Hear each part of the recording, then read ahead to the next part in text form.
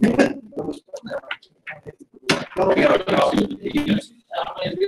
have 5. They're floating around in here. Yeah, they only have 5 in here tonight. So, but we will be posting it online for everybody to download and read after tonight. So once we're done broadcasting and stuff, that's what we're going to do. So.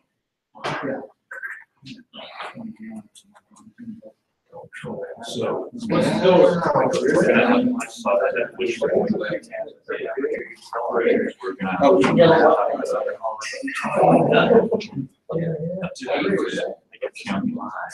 About.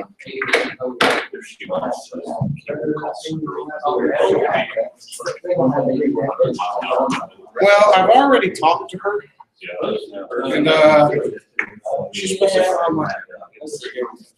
Yeah. We're supposed to follow up with her. So by the way, you got a copy? Greg, I've got it unmuted. Yes.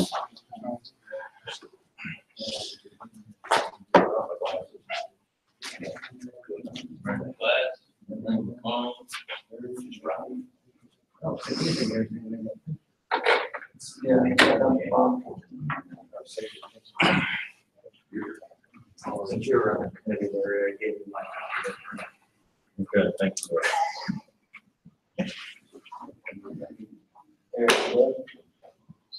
Most of this is just housekeeping? Some of it is, most of it's actually language improvements. Okay. So we'll talk about it. So.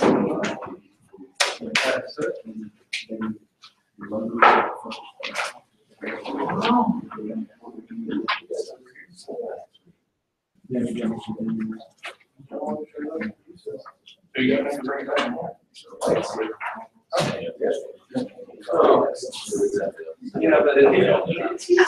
think we're going to like 2 minutes and then show off.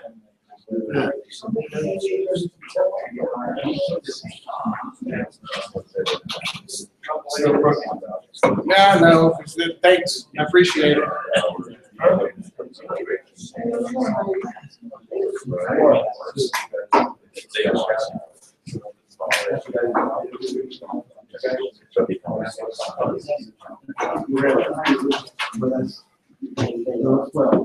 Are you coming over here when you start? That's kind of what I was going to plan on doing. I'm going to try to see if Don will help me.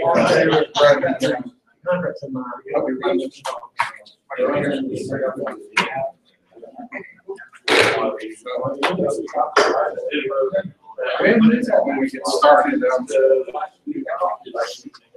Well, it's good to know. So I'm going to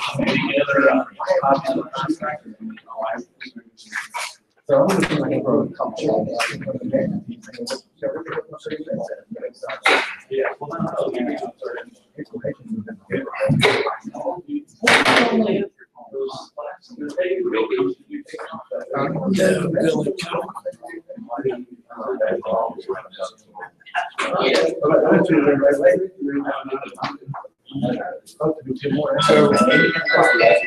when we get started, what's going to happen is I'm going to share the PDF file that we're using. I just need to control After Thursday.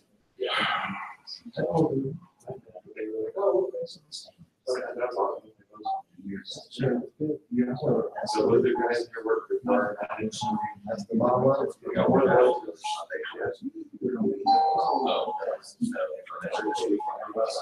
Yes, sir.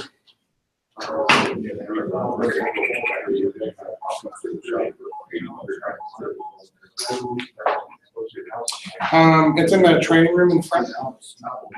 The big one that we usually sit in, it's on the bottom floor. It's where the old payment center used to be. Yes. Well, it's not behind it. It's across from it.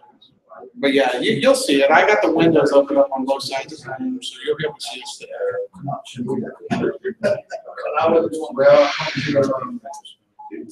Right. One of the guys, he was Okay.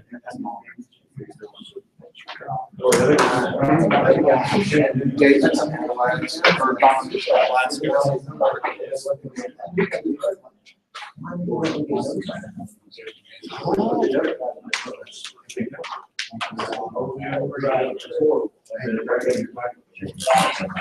Do you have one?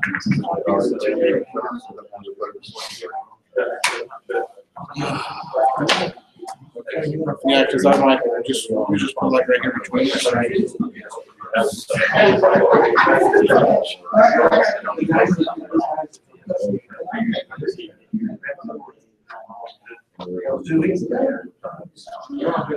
Well, I know that, right? Yeah, but then the names, he told me, Peter told me, they never produced before.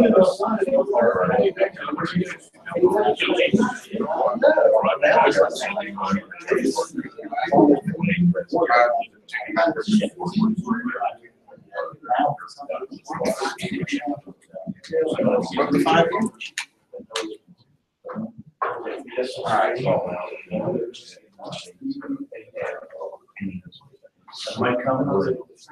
Huh? Oh, he's supposed to be. I wonder where he's at. It's on Mike's time. Exactly. Thank you. It was those Starbucks. That's awesome. Appreciate that. Where you at? I thought you were coming. Yes. So we're going to wait 10 minutes. Okay. No, I have. Why don't we have 20 people here. Okay. Yeah, the vending machine. I don't know. You didn't bring drinks, did you? No, I'm really late. So, Can bring them on. That's too late. What's that? What's that?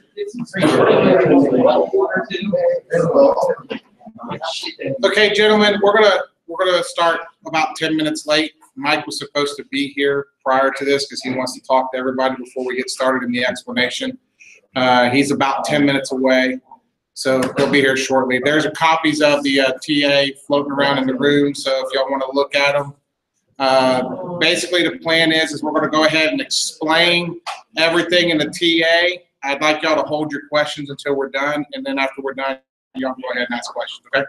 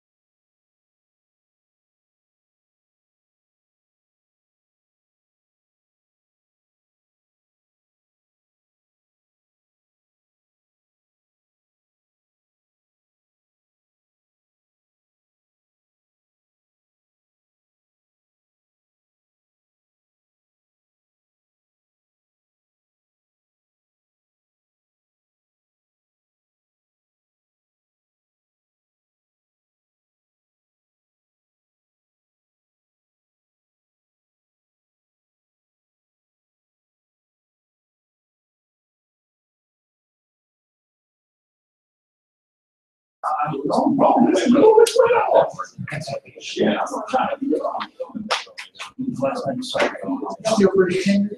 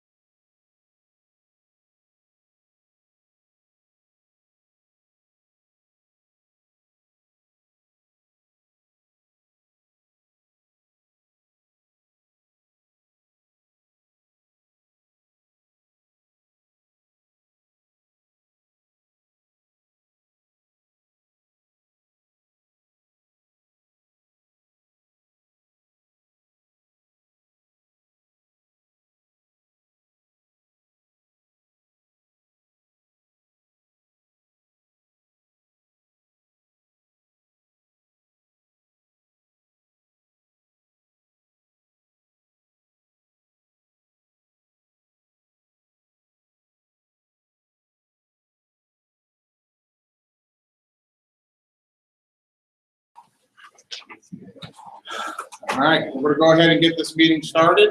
Mike Maldonado's gonna talk a couple minutes, and then we'll get into the explanation. Good evening. Thank you all for showing up today. I wanted to make the effort to come up here because I wanted to thank each and every one of you and those that are watching on stream. I want to thank you first of all for your thoughts and prayers during my episode with surgery. This has been a tough 2 years for me and the local. The loss of my cousin 2 Junes ago at the Pulse, cancer coming back and hitting my sister after 10 years. And of course, losing a good friend and the union brother, Paul Gallant. It's just been really, really rough. So again, I just want to thank you all for keeping all of us in your thoughts and prayers. And Paul, not only was he a good union man, he was a good husband, a good friend, and a father. And the man would give you his shirt off his back if he had to. And it was truly a great loss to lose him. So I think about him almost every day. Thank you all of you that participated in mobilization during bargaining. Those efforts were very, very important in helping the team get, in my opinion, a good contract. This local did things during negotiations that never been done before. Example, flying the banner during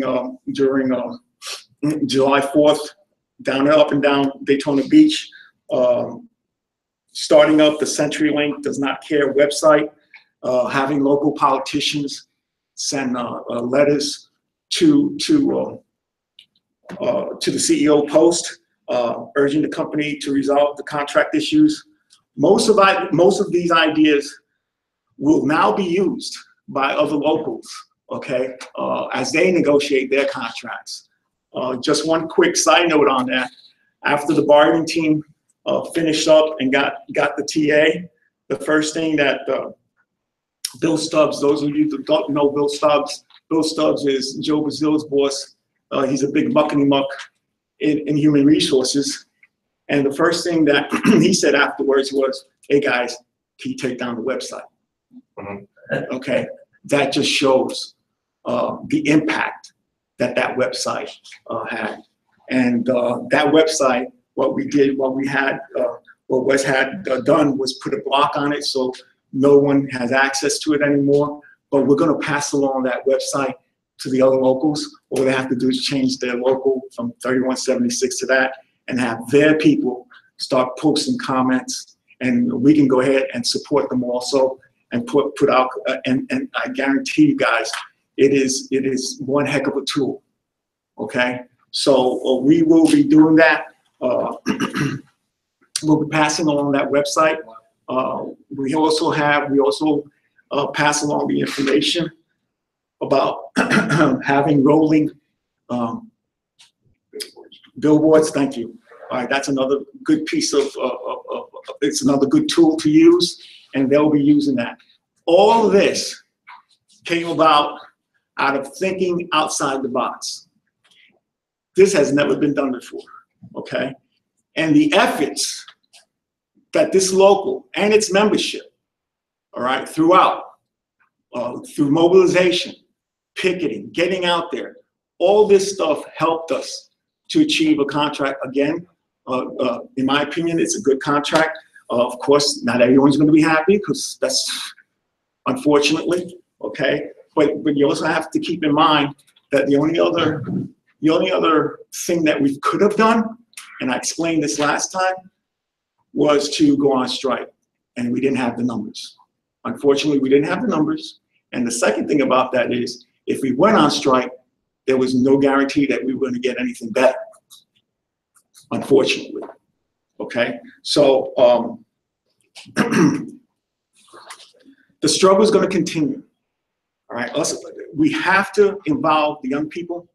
They have to step up, okay? Because all the stuff, all the good stuff that we've gotten over the years, okay?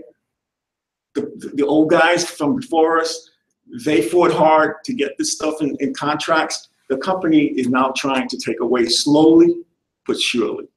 Okay, so we need, once us old guys retire, okay, we need the young people to step up and get involved. They have to realize the importance of a union. Because if this company could, they would work us like paid slaves. That's it. Okay, and they'll get into it in just a little bit about the stuff that the company was trying to force upon us, especially dealing with Sundays, not counting, and they'll get into it. They removed a lot of this stuff from the table, and that was a great thing.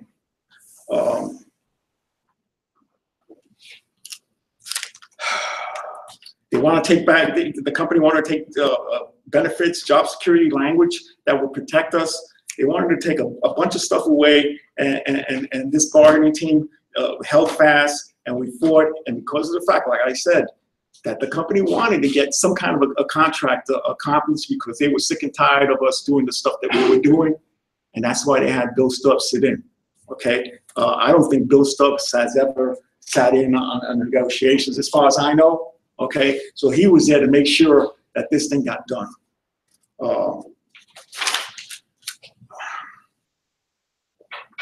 I also, before I got sick, I was reaching out to the presidents and keeping them informed of everything that we were doing. One of the other things that we were able to accomplish was to have other presidents sit in during our bargaining. Okay, that was great because of the fact that when it was their turn to bargain, the company could not come back and say, "Oh, well, Florida took it." No, we were there. Okay, we were there because the company was great at lying to the other locals. Oh, Florida took this and Florida took that one. Well, you guys should be able to take it too. Okay. I want to clarify something real quick.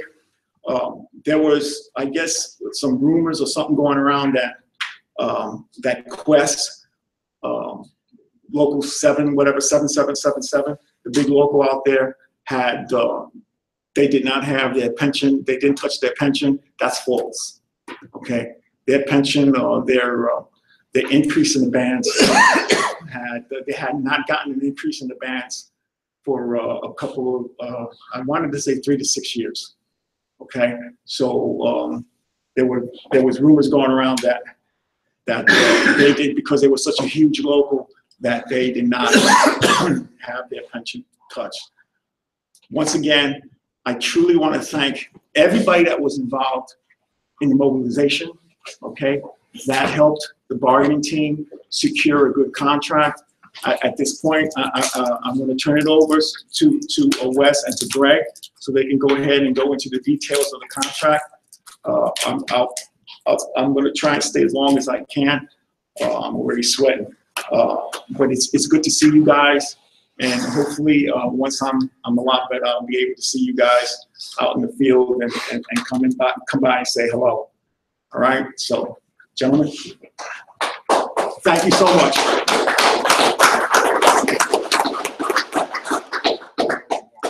Yeah, careful, fall down.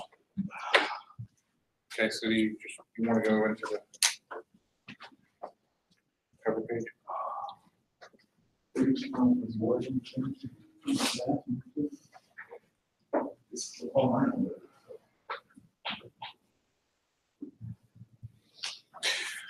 Okay, you want to do cover page first? Yeah, go for it. Go ahead. Your ball. You're doing the money. You mean to do that one You're doing first? the money. Okay. We're gonna talk about that. Well, that's what I was gonna hold the money out to the You want to end. hold out? Okay, so we're going to go ahead and skip the cover page. The cover page explains what our wage increase is and stuff. Most people, as you can see, what it is at the moment. We're going to get into that in a little bit more detail as we get towards the end, because we want to show exactly how much more money you're going to get over the life of this contract. So what I need you to do is just scroll down. Scroll down.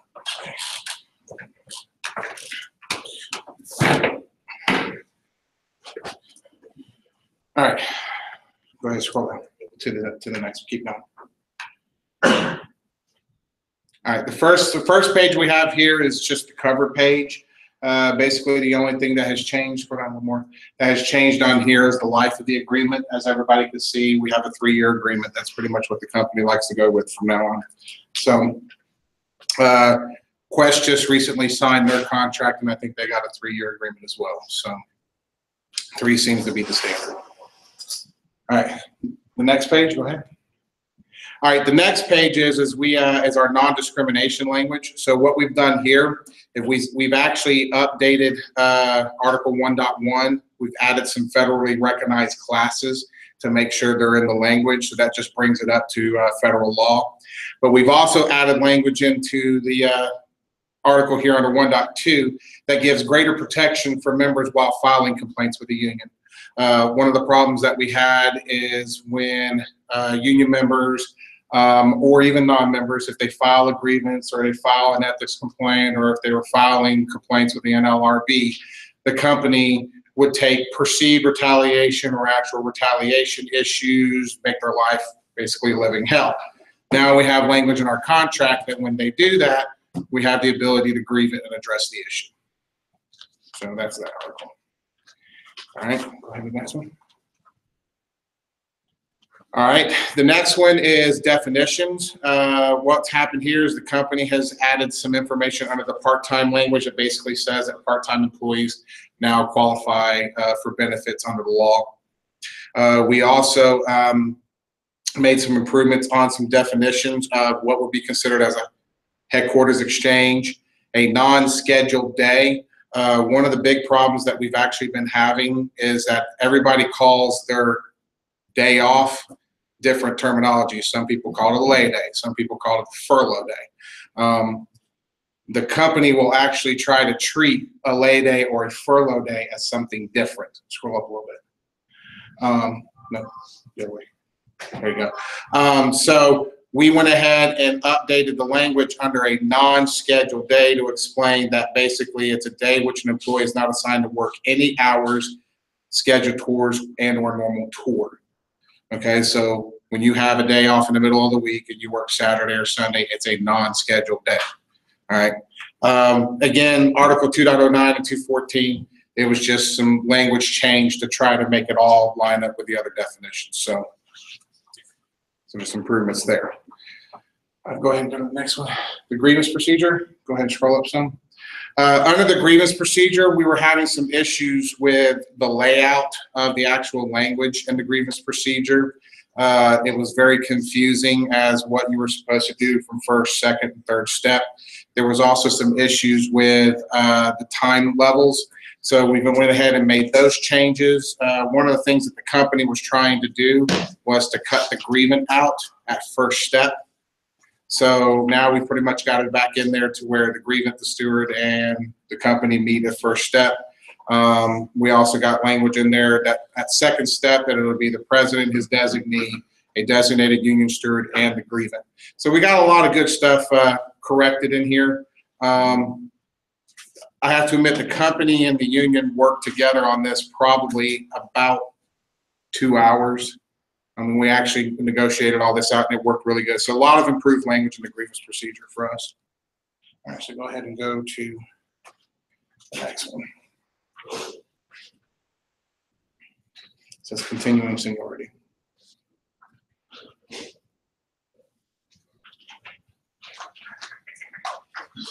A little bit more. All right, a little bit more. There you go. Okay. All right, continuing seniority.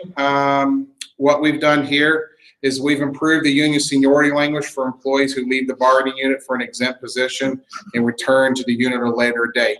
So, for example, if you had an employee who left the bargaining unit, became an engineer, or they worked in the DSR or something like that as an exempt employee, if they were already in the bargaining unit, they left, they worked out of the bargaining unit, say 5 years, and they came back, they get none of their exempt time towards their union seniority.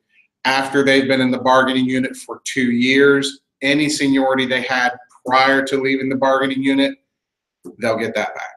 So if they had 5 years before they left the bargaining unit, they'll get those 5 years back. Okay? So again, it's an improved seniority. It allows the employees to have flexibility to be able to, like I said, go into engineer positions, DSR, and if they don't like it, then they can come back. All right, go ahead and go to the next page. Bumping rights. So there's been language out of the bumping rights that you have to have either held the title previously in your career, or you have to at least possess the qualifications to bump. Originally, the company wanted to have it to where you had to have held the previous title within your career, and that was it.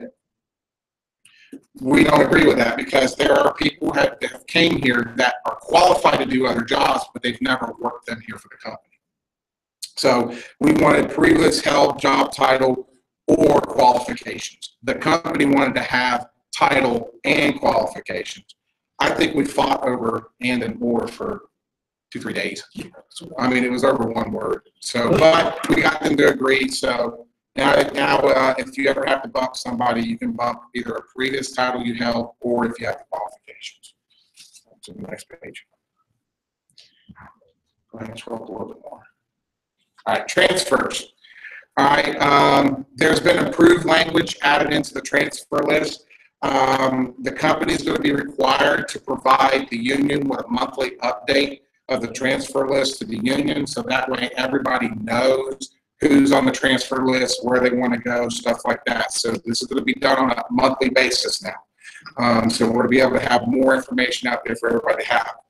Also, the company wanted to make a change to where if you put your name on the transfer list, it is only good for the year you're currently in. The way the language is today, if you put your name on the list today, it was to fall off next year in September. If you put your name in today, starting January 1st, it's a clean sentence for everybody. Because the issue that was happening is you had people who were putting multiple requests in, which you can't. But what was happening is those people were forgetting where they were wanting to go, and then when the company was calling, say, hey, do you want to go here? Well, no, I don't want to go there. Well, you want to go here? No, I don't want. So it's kind of to make it to where the employee who really wants to transfer kind of keeps up with their transfer request.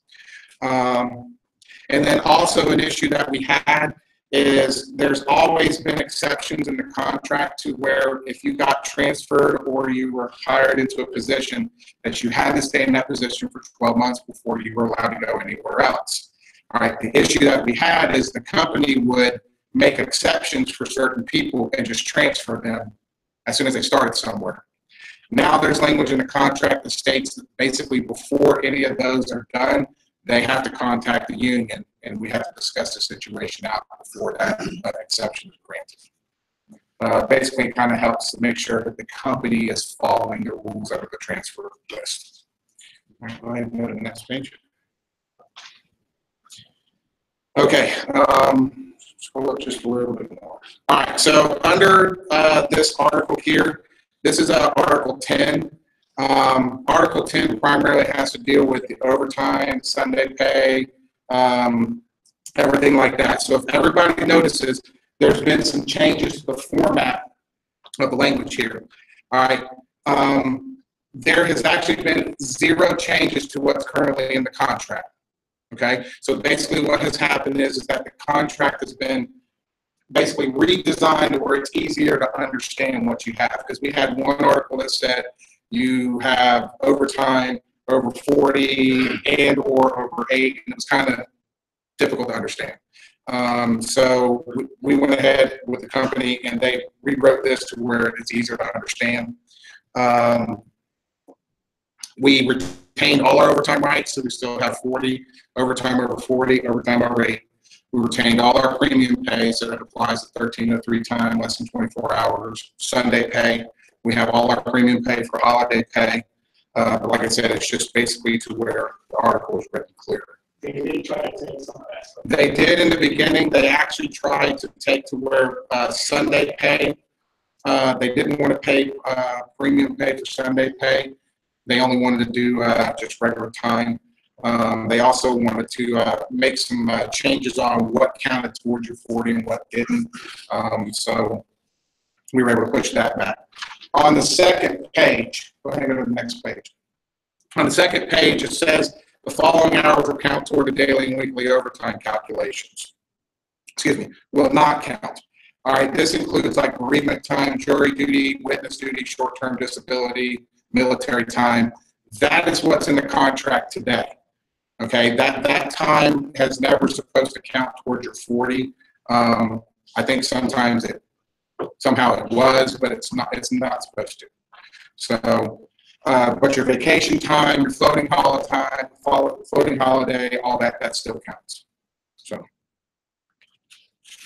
go to the next page. All right, under the call-out language. Call-out language has been improved to show paid time from portal to portal, but also paid for any work done at the house prior to departure. So one of the issues was there was confusion as where does your time start when you get called out?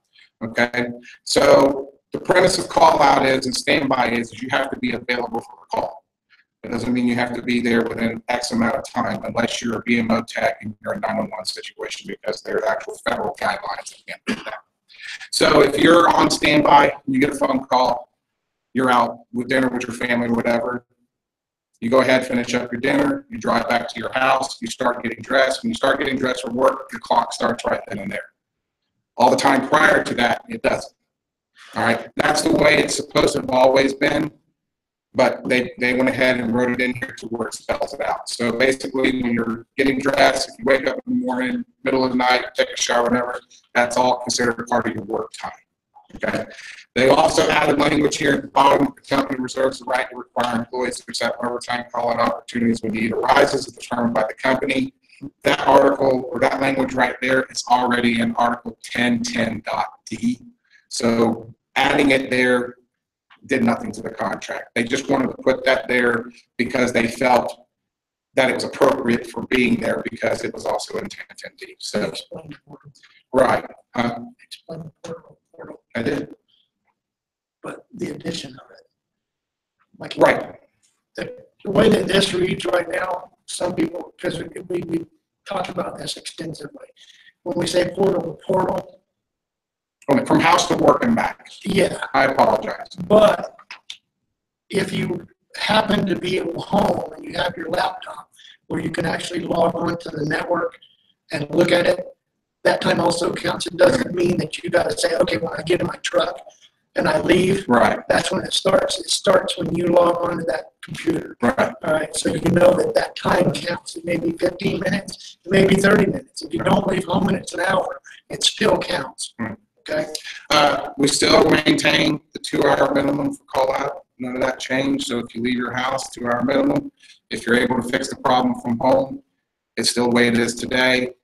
It's time worked. So if you spend an hour on the phone with a customer, whatever, it's time worked. So none of that's changed. All right, go ahead and scroll to the next page. All right, the next page is administrative and personal leave. The only thing that was actually changed on here is they took out where it said 18 months and put it into a rolling 12-month. So what administrative personal leave is, that is additional paid, it's additional non-paid leave that an employee is allowed to take that doesn't meet the requirements of workers' comp, short-term disability, stuff like that. We very rarely do you have people who take administrative leave. We have had some people who have taken it, like we've had people in the past who they had a family member pass away and they needed to be able to go out of state to take more than the 5 days that you have for floating, so you can request an administrative leave. So there's different things you can do with that. So, but basically, you're allowed to take up to 30 days of administrative leave within a 12-month calendar. So again, it didn't really change much, which was already there. So, all right, the next page. All right, voting time. Okay, so the company wanted to strike the voting time completely out of the contract. All right, the company pretty much felt that they don't need to pay their employees to be able to go vote in elections, because the election rules have changed, where they open up polling locations early in the morning, they keep them open late at night, and then you also have, they have some open on the weekend. So what we did is we pushed back and basically retained the language, but stated that you can go during your lunch or you can use vacation time.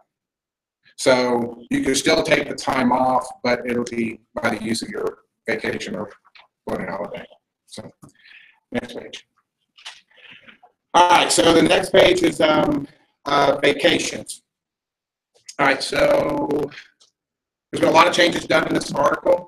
There's been language added to it that explains the calculation of employees paid out of full earned or prorated vacation. So if you're retiring from the company, or if you decide to leave the company, the calculation here is to explain your prorate, because we earn this year for next year. So if you're not on the payroll December 31st, when you decide to leave the company, you're not going to get your full vacation, because you have to be here December 31st. So there's a calculation here of how they figure out your prorated rate, and they'll pay that out to you when you leave. There's also improved language for new hires, that they receive full vacation the next calendar year. So basically what happens is today, the way it works is if I got hired this year, based on how many hours I work in this year, would determine how many vacation days I would have on January. So let's say I got hired in July, I would get 6 vacation days in January 1st of next year versus my full 2 weeks. This language changed to now I can be hired on December 1st, 2017, and on January 1st, 2018, they start with 2 weeks of vacation. Okay, so that's a good improvement for new hires.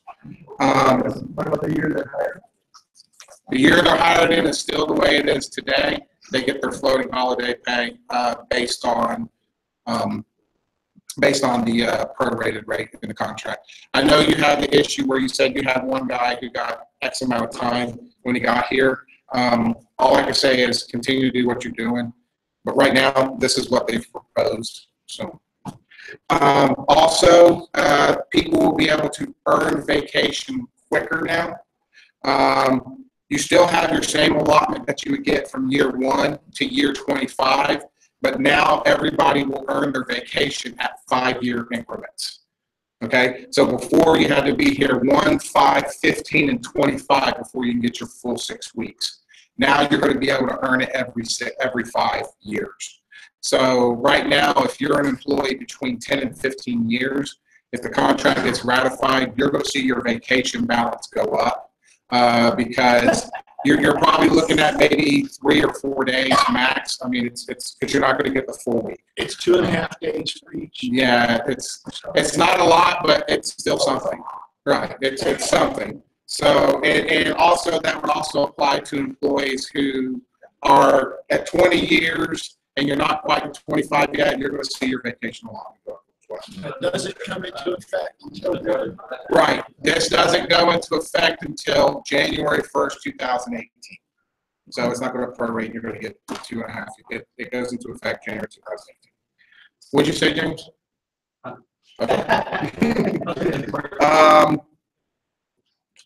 All right. The company also added language into the contract that used to be in the short-term disability language. They moved it over to vacation, of how your use of vacation should be done for when you take short-term disability or FMLA. But they also talk about how vacation is supposed to be used for incidental absences, scheduled and non-scheduled, but it also explains how if you have an unscheduled day, Other words, if you go to your supervisor and say, I want to take tomorrow off, they tell you, I can't approve that to you, that's going to be an unscheduled day, okay? So if they have you charge the unscheduled paid time off code, what happens is that you'll get an occurrence, of course, but that day doesn't count towards your 40. The thing is that's what the language says today in the contract. But what has happened for years is when a supervisor says it's an unscheduled day, everybody has just been putting in the scheduled pay code, which is what we've always been told by management, and then they give us an occurrence. I'm just letting everybody know that they may come back and say start using the unscheduled if they say it's an unscheduled day.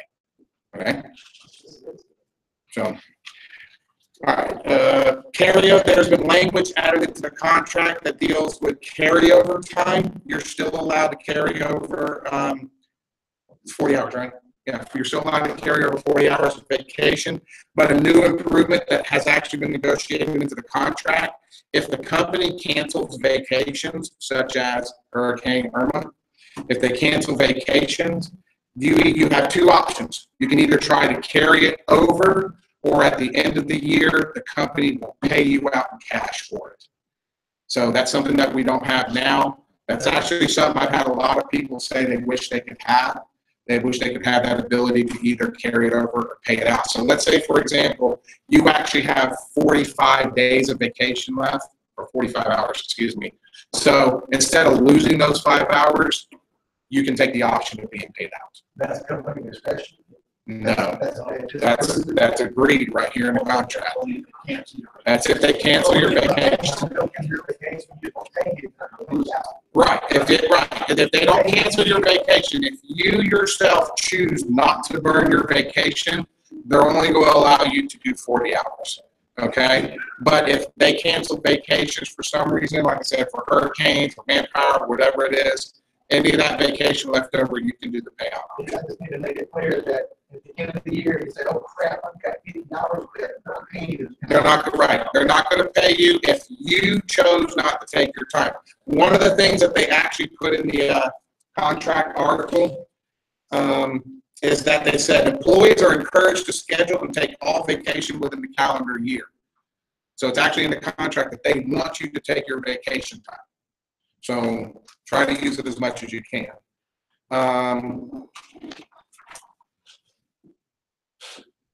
Okay, go ahead and scroll down to the next page. And one more. All right, they've also basically added language in here that if an employee is terminated for just cause or resigns during an investigation into their misconduct, you'll be eligible for vacation pay as set forth in 1601. So they added language in there because I think what their intent is they don't want to be able to pay out an entire amount of vacation if you're terminated for just cause, or if you resign because you know you're about to be fired. So it's more of a protection thing for them. So, all right, go ahead and go to the next page. All right, the next page is the pension agreement. Do you want me to explain this one? Because it's just a word change. All right, under Article 19, the pension agreement, if you go to the second page, the only thing that has changed in the pension agreement language is that they retitled it to what it is today by the company pension, which is the Embark Retirement Pension component of the Centurylink Combined Pension Plan. That's all they did. They just updated the name in that article. Okay, so they made no other changes from what was done last time. No other changes? And the pension agreement language. Okay, we're going to talk about the rest here in a little bit. I'm talking about in Article 19. Okay, all right. Next one is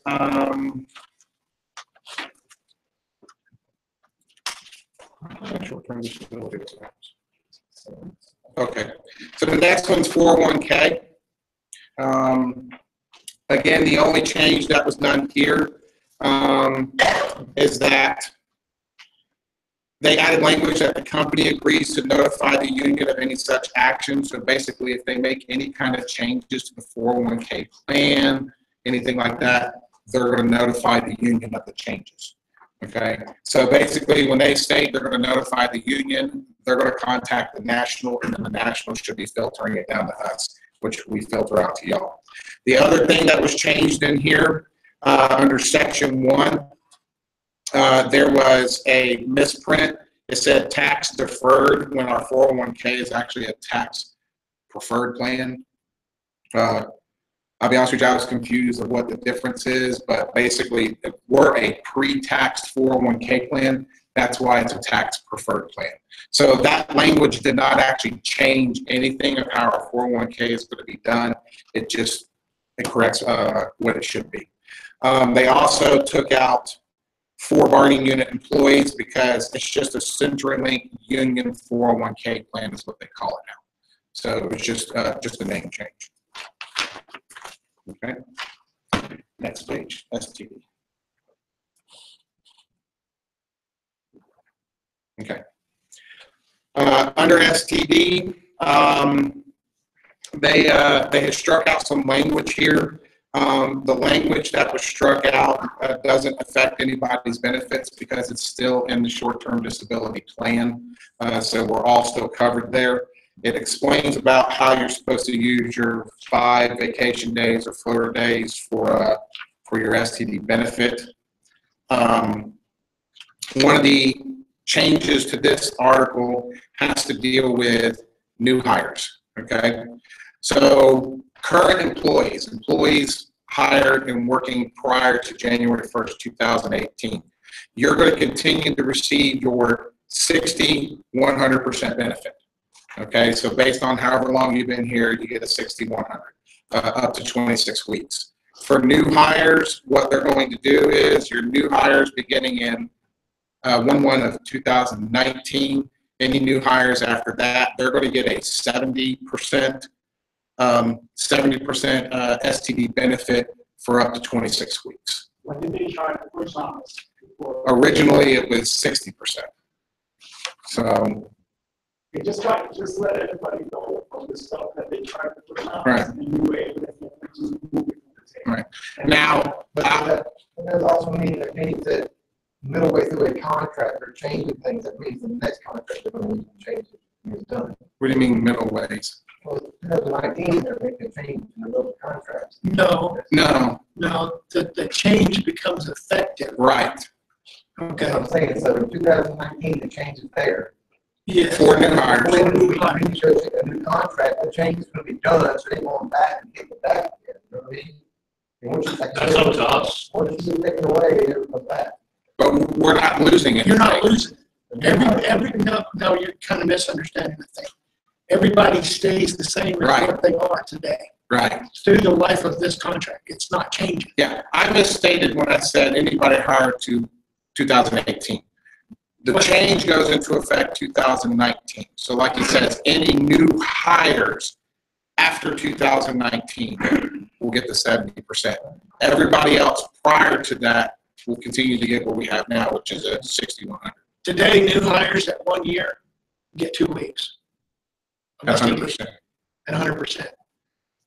After 1/1/19, the new hires will get 26 weeks at 70%. Right. So did they make out? They made out considerably all the way through.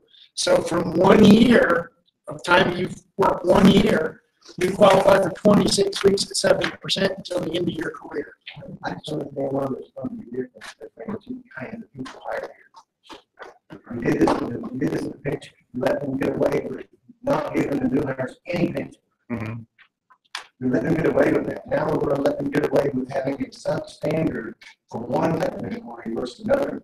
It all depends on how you look at it, okay? So just like you said, to be able to qualify for full 100% STD benefit in our contract, you have to be employed at least how many? 13 years, okay?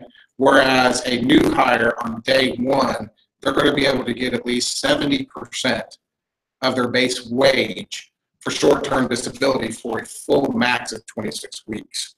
So they don't have that I get 100% for 2 weeks, and then I drop to 60%. Okay, so I understand what you're trying to say, but if you look at the numbers and how it works for a new hire, it's a better benefit for them because they're starting at a higher rate as soon as they start employed with the company. My personal opinion is I perceive that the company may want to try to take us and move us that way, but we've already went on the record with them that we're not interested in that, because if you had a choice between a 70% rate or 100% rate, which one would you take? I'd take the 100% anytime. So, but I mean, it is an improvement for the new hires. So, huh? In the first 2 years. For the first few years, but it's so good up to the 100. Yeah. After a few years, they would not go 100%. Well, after 13 years, right? They would be able to get 26 weeks at 100%. So plus from what we talked about when we were at the table and also with Bill, the STD is not taxed, right? So the STD is not taxed. So somehow that 70% and how that benefit's not taxed actually works out to where they're almost getting 100% of their pay. They're not taking tax on. Right. They're going to pay tax. Who? Whoever the beneficiary is getting that money. In the end. Yeah. Well, yeah, but that happens to us anyways today. But they're talking about the 70% up front though. So That's the rest. They're going to pay tax. Right. But if they take it, we pay it. It's going to be paid. right.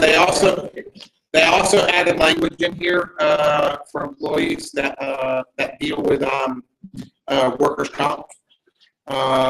Basically, they set that up to the state standards and stuff. So. Workers' comp, so they're using for 5 days. Not workers' comp. Workers' comp starts day one. You don't use any. You should not be using any vacation or floater days for workers' comp. Workers' comp starts the first day. Well, I'm not going to check right now. It's You have to be left aside whether you want to go there, and if you don't, it just comes out, it's done. If you come front and say you don't pay me, you go over 30 days and don't pay. well, it's from my understanding, it's supposed to start the first day. Now, I do know there are cases, I think, in the language where if you use a vacation day, that you're supposed to get it back. 30 days. Right, I'll be completely honest with you, I'll have to look at that. Because I know you, yes, sir. Okay, so I was told that you take one of these companies, you have to call 7 days, 7-day period. Before the day they'll pay out. Right? No. I'm saying that, said you just told me that, I left the ambulance like 2 weeks ago. Mhm. A week ago, 2 weeks ago. One week ago. Okay. Okay. And they told me I had to use my opinion to mine. Do you have it in writing? It was told me verbally by Joyce. All right, so, I did that. all right, so we'll have to try to, I'll have to get, right, I need to get more information from you because that doesn't sound right. Everything else is All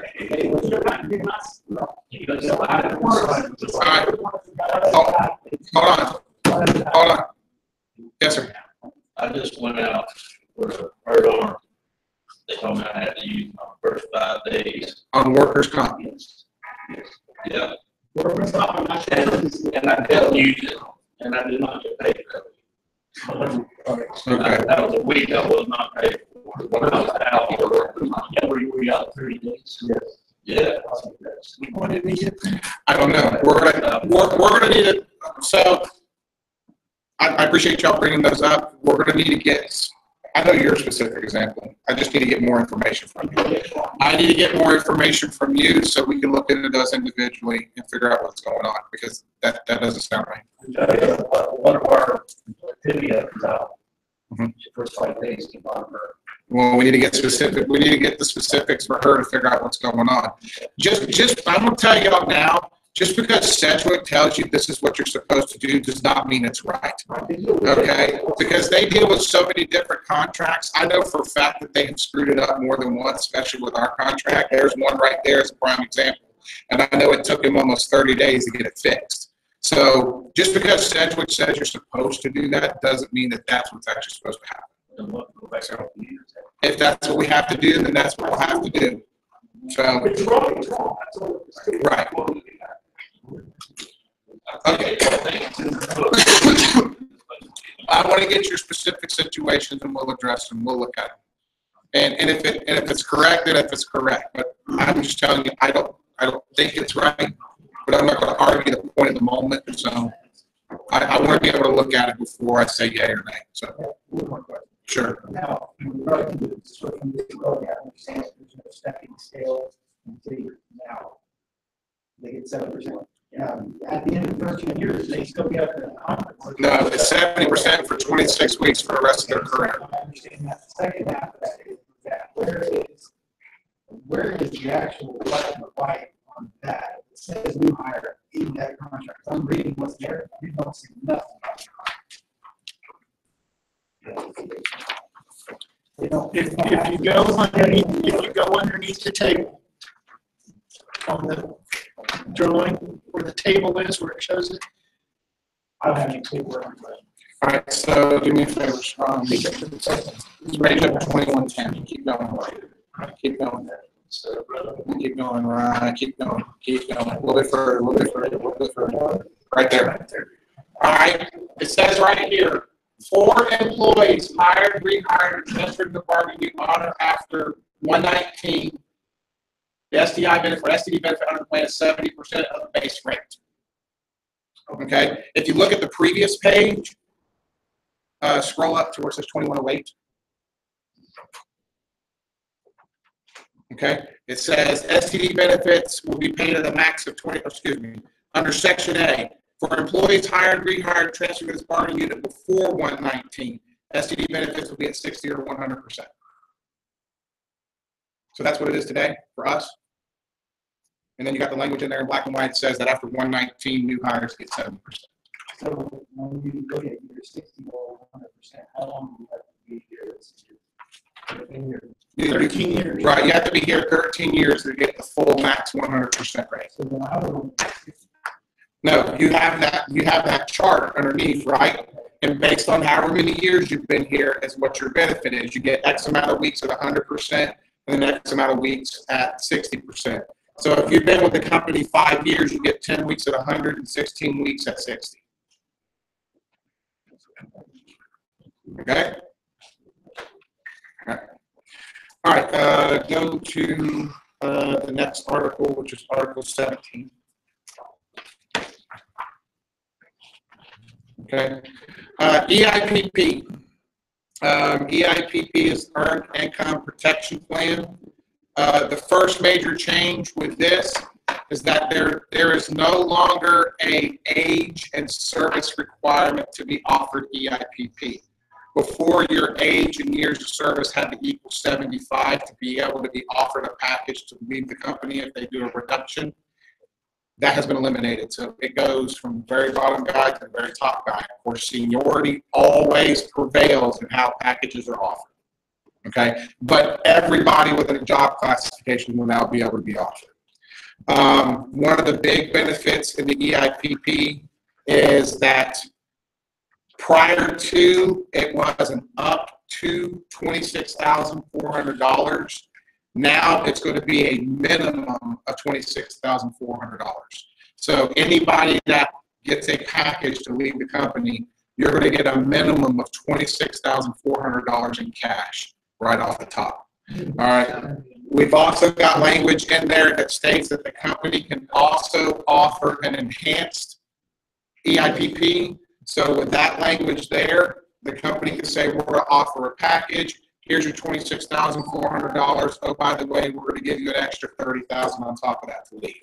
So I'm just saying, with the enhanced option, it is there now to where if they want to do it, they can do it. So and medical, just the enhanced option allows them to offer anything: medical, extra cash, whatever. They can offer something different.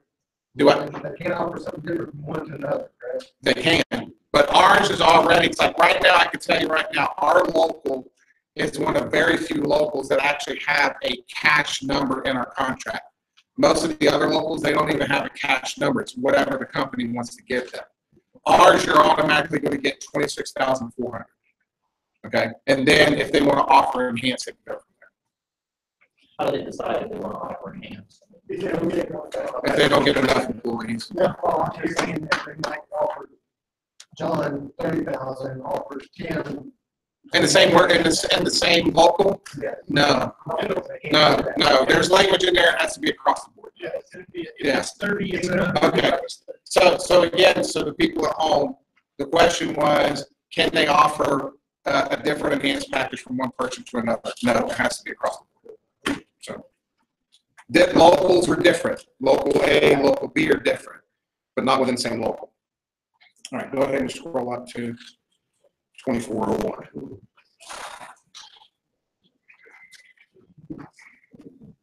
All right, under 2401, this was just a housekeeping issue. We had Appendix C. It was supposed to say Appendix B. Simple change. All right, next page. All right, differentials. There's been some changes on this one. Before, Good. You want to scroll? Okay. All right, for differentials, before it used to state a day shift is defined as a shift that begins between 6 and 6 a.m. and 11 a.m. And if you have a shift that starts after 11 a.m., you get the shift differential. We have now changed this to say night differential. We originally proposed that we wanted to have night differential to start from 7 p.m. to 7 a.m., any hours worked by anybody during that time frame. Okay, that would be if you were an INR tech, cable splicer. If you were out past 7 o'clock, the night differential would apply. The company wouldn't go for that, but what they were willing to agree this round is that if you are working between the hours of 11 p.m. and 5 a.m., you can now charge a shift differential of $1.50 on top of whatever you're being paid there. So if you're on regular time, you can get night differential for that. If you're on a call out, you can put night differential on that. If you're in for scheduled activity, you can put night differential on top of that. So the 11 p.m. to 5 a.m. is primarily the maintenance window for the company. But our plans, I hope, is to push that clock to start sooner. So this is a good stepping stone to get where we need to go. So that's one of the big improvements. It's also worked and not scheduled. Right, that's any hours worked, not scheduled, any hours worked.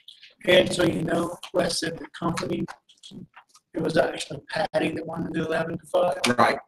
She fussed because we wanted to push it out and get 8 hours, and we ended up getting 6. So Right. it wasn't really the company that pushed it. Patty's the Yeah, Patty was the one that was kind of against it. So, but at least we compromised and we got what we have now. So next time around, we'll try to push it out. The night differential will be added on top of the overtime. So it's not, if you get paid $43 an hour for overtime, that's the time and a half. You're not going to get paid a $1.50 and have that calculated. It's going to be, you get $43 for overtime plus $1.50 on top of that. It's not compounded. So, all right. You also have an increase in your differentials for journeyman, $1.50. Working leader is going to be $1.50. Short-term absence of a supervisor is going to be $2, and then if you're training somebody, you're going to get an extra $2 now. The working leader, let's say you got a project in your area, and there's one person that handles all the paperwork, and you and the checklist and things like that. Would that be considered a working leader? And would they be able to get a differential pay? I would say it is a working leader, yes. If it's assigned, especially if it's assigned by management, I would say that's a working leader. But I know that that'll meet the benefit that people can have to, or assign tasks. Right. If they're given additional duties outside their normal functions, especially if it has to deal with work schedules or projects or something like that, I would classify it as a working leader. I can tell you right now, you're going to have some managers that are going to try to say, no, that's not working leader. I'm not going to pay you for that. But here, I want you to do X, Y, Z. So some of these issues you're gonna have to push. So You're for gonna- the individual, don't do Right. it. That's what I- Right. Don't do it. That's actually $1.50 per hour. Right, That's correct. Right. That's $2 an hour per week. right, $2 an hour, $2 extra an hour for a leader. So,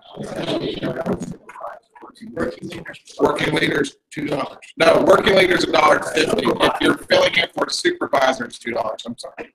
Okay. All right, the next one, company 19. All right, company 19 dealing with standby. Okay. There's been 2 changes done with the standby language. The company has added language that the use of the vehicle during standby will follow the company home garage policy, which we will get to in a minute. And the company language also states that if you are scheduled standby and you request a vacation during that standby period, it's your responsibility to find coverage. So we originally had language in there that said that if you had vacation, okay, and your standby schedule fell in your vacation, and it wasn't your responsibility to find, because the company loves to say, yeah, I'll let you take it off if you find somebody to cover it. So the company has basically said that if you do a vacation pick in September, anything that you pick for the next year, if your vacation falls for any of those picks, standby is not your responsibility. They'll find coverage. But if you're in the middle of that year and you say, hey, I want to take next Thursday, Friday, and Saturday off, or next Wednesday, Thursday, Friday, and you're on standby, they're going to say you need to find somebody to cover your standby before they grant the vacation. So my standpoint is talk to your workers. A lot of times in your standby group, you always have somebody who just loves to take it. The company has made a commitment at the table that if somebody can't find a coverage, that you can work with your supervisors and they'll still try to figure out a way to accommodate. But they basically want you to try to find somebody to cover first. So. All right, next article, 2502. All right, this is the inclement weather language. This was a housekeeping change. It said business distribution when it should have said business disruption. That's just a housekeeping change. You want to talk about footwear? Okay. All right, the footwear. All right, so in the new language for the footwear, the company is going to pay $100 for the life of the agreement for footwear. Okay. Every year. Effective 1/21 or 1/2020. Okay, I'm sorry. That's right. I misstated that. So they're going to pay $100 annually for footwear. Okay, effective 1/2021. They're trying to say that because you can wear steel toes on your personal time, that steel toes are going to be your responsibility to pay for it. But here's the thing. What's going to happen in January 1st of 2020? We start negotiation again. So because their intent is they don't want to offer a boot allowance anymore. There's other locals where they don't have a boot allowance, but we also got a commitment in the language that the company offers a steel-toed boot cover. I don't know if y'all have ever seen those. I don't even know what they look like, but they offer a steel-toed boot cover that you could order through CART. So if you want to have the company provide you the steel-toed boot cover, then once the contract gets ratified, you go to your manager and say, I want a steel-toed boot cover. John, as long as when the next negotiation starts, as long as the company's requiring us to wear steel shoes, that's what you can say. I say, yeah, Rules. right, And we will fight that. right. We will fight that out. Okay? This was one of the ones that they actually wanted to take away completely. Right. Did they take away the safety glasses? They were giving us No, the safety $25. glasses are still in there. I just tried to order some, and you hit a dead link. Go to, it says there's a specific company that you have to figure out who the provider is. Luckily, you go to it and it says page 404. Okay. Did you talk to your local steward? I am my local steward. Okay. Have you talked to your chief steward? Did you, Daryl, did you talk to your chief steward? I did. Okay. And I go online All right. Well, what we'll do is, because that's the only company's changed. oh, okay. You gotta find somebody local that has that information. Because the price list is taken out. Right. When I got my license, I talked to them and they hadn't got any information from broadband. So they've changed vendors? The company changed their name. All right, so here's what we'll have to do then. We'll have to look into that. You're gonna have to give us specifics though, send an email, given the specifics, and then we'll figure out what we can do to fix it. But no, the prescription eyeglass wear stays the same, nothing's changed. Okay, yes, right. Right, I'm sorry, that's right. It's 100%, that's right. It's 100% up to $100 for your boots, whereas before it was 50% to a max of $100. That's annual. It's annual. So if you spend $25 4 times, usually. Right. Yes, sir. All right. All right. The last question, because we got a little bit more we got to go through. So. All right, hold on. This is a two-part question. One is that we're talking about, we're trying to take it away because they said that they want to see using it. Correct. Okay. And another part of which is like, obviously, if you want to push the issue from that contract, no. Correct. So, like, so. You got to decide the point is that if anybody like me, I spent $100 on getting my safety shoes after, the end of the contract. Right. So now if they go, this gets ratified, and then our contract starts in April, I should be able to go back and get the whole $400. Have you already turned in your receipt? But I haven't got paid out. It's just been sitting. I can't. So what he's trying to say is that he's already turned a receipt in for a boot allowance this year, which only gives him 50% up to $100. You haven't been So paid.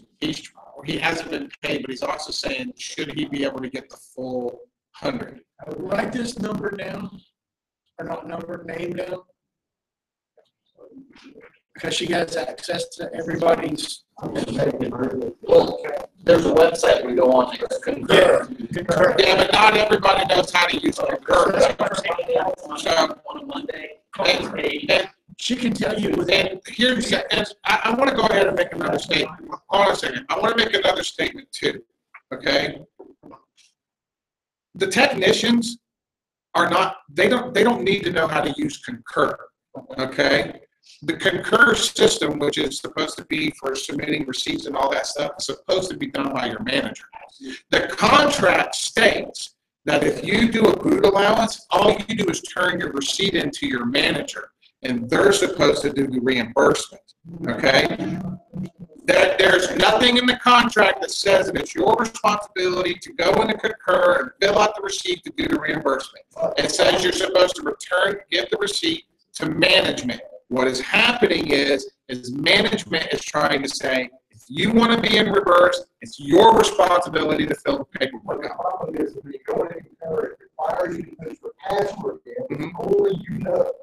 But the problem is every time I put a boot allowance in, I've always turned it into my boss, and then it got submitted to Annette Varner. And Annette Varner always processed my reimbursement. Doesn't that party say you put password in? No, she never asked me for my password. Right. I know it's not hard, but what I'm trying to get at is that it's still not supposed to be the technician's responsibility. Well, we're told that we have to wear steel-toe boots. Right. They check, so the company's now saying that they don't want to pay for them, and they're requiring us to wear them. That's the reason why in 2020, we're going to push back when we go back to negotiations. But right now, you're still getting your $100 annually, 100% for the next 3 years.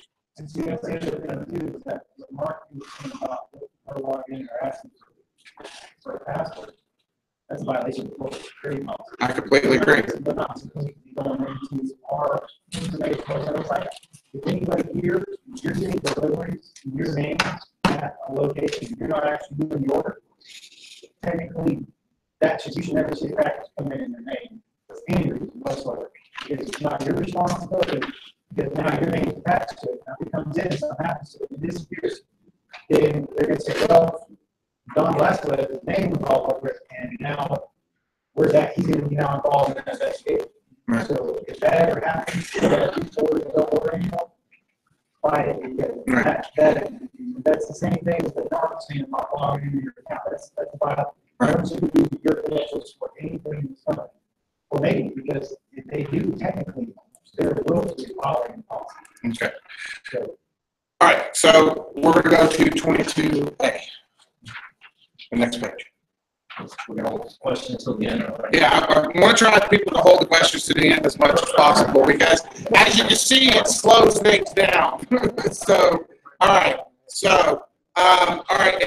In the next article, 25.10 for professional wear. They basically added language here that states that they'll replace uniform garments that are damaged on the job versus normal wear and tear.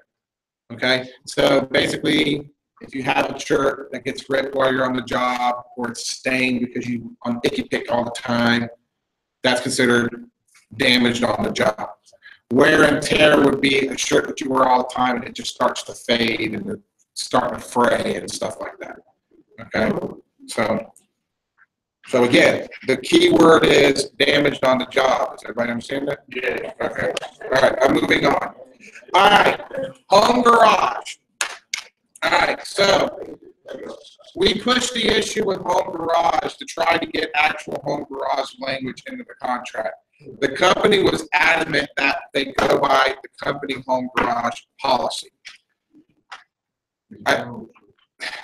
It depends on how you look at it. Okay. Part of it addresses a lot of the problems we've been having with the company, with home garage in general. The only thing that I don't like about the company home garage policy is that it pretty much gives them the right to pick and choose. And I don't like the fact that they can pick and choose. But some of the positives that are in the home garage is that, one, if you're a home garage employee, which also applies to if you're on standby, you start your day at your house. So that means you do not turn your truck on until the start of your shift. Everybody understand that? You have 15 minutes. And you have 15 minutes to leave your house. If there's an issue that goes beyond the 15 minutes, y'all need to notify your manager. Let's say, for example, you go out and your battery's dead. All right, call your manager up, say my vehicle battery's dead. I need to have somebody come drop me off. But in the text something that's on, don't verbalize. Right. So it's something that we can go back. You need to text or email. We can go back. Right. Oh, you did text. Right. The home garage policy states that you do not even log into your computer or do anything work-wise until the start of your shift. The way our language read before is if you're home garage, you had to dial in, find where your first job was, and get there. Technically, that was in violation of the law because you were doing work, getting ready to go to the next one. If you have a manager who requires you to be there for roll call, then that would mean that you would be driving into work, reporting to work. So if you're home garage and he's telling you to be there at a certain time, that's right, and you're going to be paid for that time because you're home garage. The company policy states that you do not do any work until the start of your tour. Okay, so if your manager is telling you you need to be here at 8 o'clock, then your tour now starts at 7:30 or whatever time that you have to start. So clarification, that means what was in the contract has been stricken out. Correct. So there is no more involuntary or voluntary. Correct. So explain the Well, hold on. They're still voluntary because the company policy states that home garaging is offered on a volunteer basis. But in our contract, in our old contract, the draft was wording for involuntary. Right, being forced to take it. Forced to do it. Right. And that all of that is Right, they shouldn't force you to do it. All right, so now clarify your trip home, so that gets a little short. Okay, so the way the company policy reads is, it's kind of what the language today reads. Once you're done with your day, which basically means in the home garage policy, it specifically states the end of your day is the end of your tour. Okay, That's not the way I read it. that's what the company policy says. But if you get a little deeper into it, the company has to get, the way I read it, Mhm. the company has to determine what is your reporting office. They have to give you a reporting office. With that, right? All right, so if this Unless your home garage, your house is your reporting office. According to the policy, your house is your reporting location. Your reporting location and your headquarters, where you do your work, is two different things. and it gets into the point of saying that they have to give you a reporting office. Mhm. It doesn't, I didn't read the point saying your house is a reporting office, but it gets into the fact of saying you have to drive on your time from your last job home. Right, unless it's in excess of normal drive time. Of normal drive time, of Right. what is classified as your reporting office. I agree. So the way I interpret it was is that whatever is the closest CO or office to me Mhm. would be my reporting office. And that's where I'm going to say where this is a benefit, okay? Even though the home garage policy says that the home garage will be administered in accordance with the current company policy, it's in the contract language now, so that allows us to do what? We can grieve it. We'll actually be able to grieve the company policy. So Okay? in a sense, where I was going with that is to say, if you're 5 minutes from your closest office, Mhm. right? Your last job ends up an hour away. Mhm. They have to pay you for that 55 Correct. minutes to get to that last. Right, because that's in excess of normal drive time. To get home, and that's the way I interpret it. So, and also the way, because the home garage policy also goes into what's called satellite garaging. So satellite would be, I actually work in Leesburg. Well, I'm not going to use that example. I work in Leesburg. I'll say I work in Leesburg, but they're letting me park in Tavares. Okay? So the company policy states that if I'm satellite garaging, my shift starts where my vehicle is parked. Satellite parking. Okay? Not here to Leesburg. Okay? So that the company policy clears up a lot of the home garaging issues that we have. You look confused. No, I'm just about over. Oh, okay. So the home garage policy kind of does clean up a lot of issues that we've been having. So So what if his shift ends at 4 o'clock and at 4 o'clock he's on the job, but he's still 20 minutes from home? Is he charged 20 minutes for the drive it time? would be anything in excess of normal drive time, which is what the current language in the contract says. It's normal drive. Your in excess is supposed to be exactly what he's talking about. So if your office, if he has a satellite office, it's not even though he's home garage. If his satellite office is Mount Plymouth, okay, it would be whatever amount of time it would be from there to Mount Plymouth, and then from there to his house would be on him. Okay. One thing. That's where we get, because I've already started to go down this road, starting to get a commitment. Where is my office? They're going to have to give a commitment now because the company policy states they have to give a commitment. Yeah, So- so it can't be your home. Huh? It can't be your home. Your reporting location. Yeah. Right. It cannot be your home. It's got to be your reporting location. Right. And so that's something we'll be able to address. There was something else I wanted to. Oh, I will let everybody know though my personal opinion and the opinion of the union. The company likes to say that the home garage is a benefit to its employees because it saves you money in gas, right? I can tell you one thing that they do right now for home garage. If you're a home garage employee, they're watching your GPS harder than somebody reports to a work center. Okay? They are using, I'm telling you now, home garage will be used against you. So my personal opinion is, if you want to do home garage, you're doing it at your own risk. Okay? So my personal opinion is, I wouldn't do it. Okay? All right, so I'm going to go to the next one. All right, Article 24A. Or excuse me, Article 2511. This is under the technological change. Basically, what has been changed here is 2602.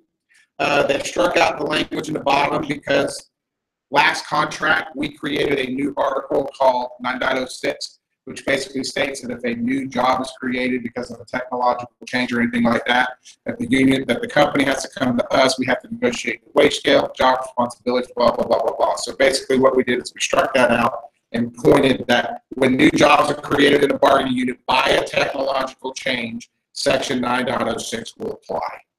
So if you take your contract, read 9.06, it explains to you how the new jobs are created, how the training is offered, who gets trained, in what order, stuff like that. Okay? All right. Article 31, amendments to the agreement. This is actually a good plus for us. One thing in this article that has been struck out, it basically says it is agreed that during the negotiations leading to the execution of the agreement, the union has had full opportunity to submit all items for collective bargaining, and the union expressly waives its rights to submit any additional items for negotiations.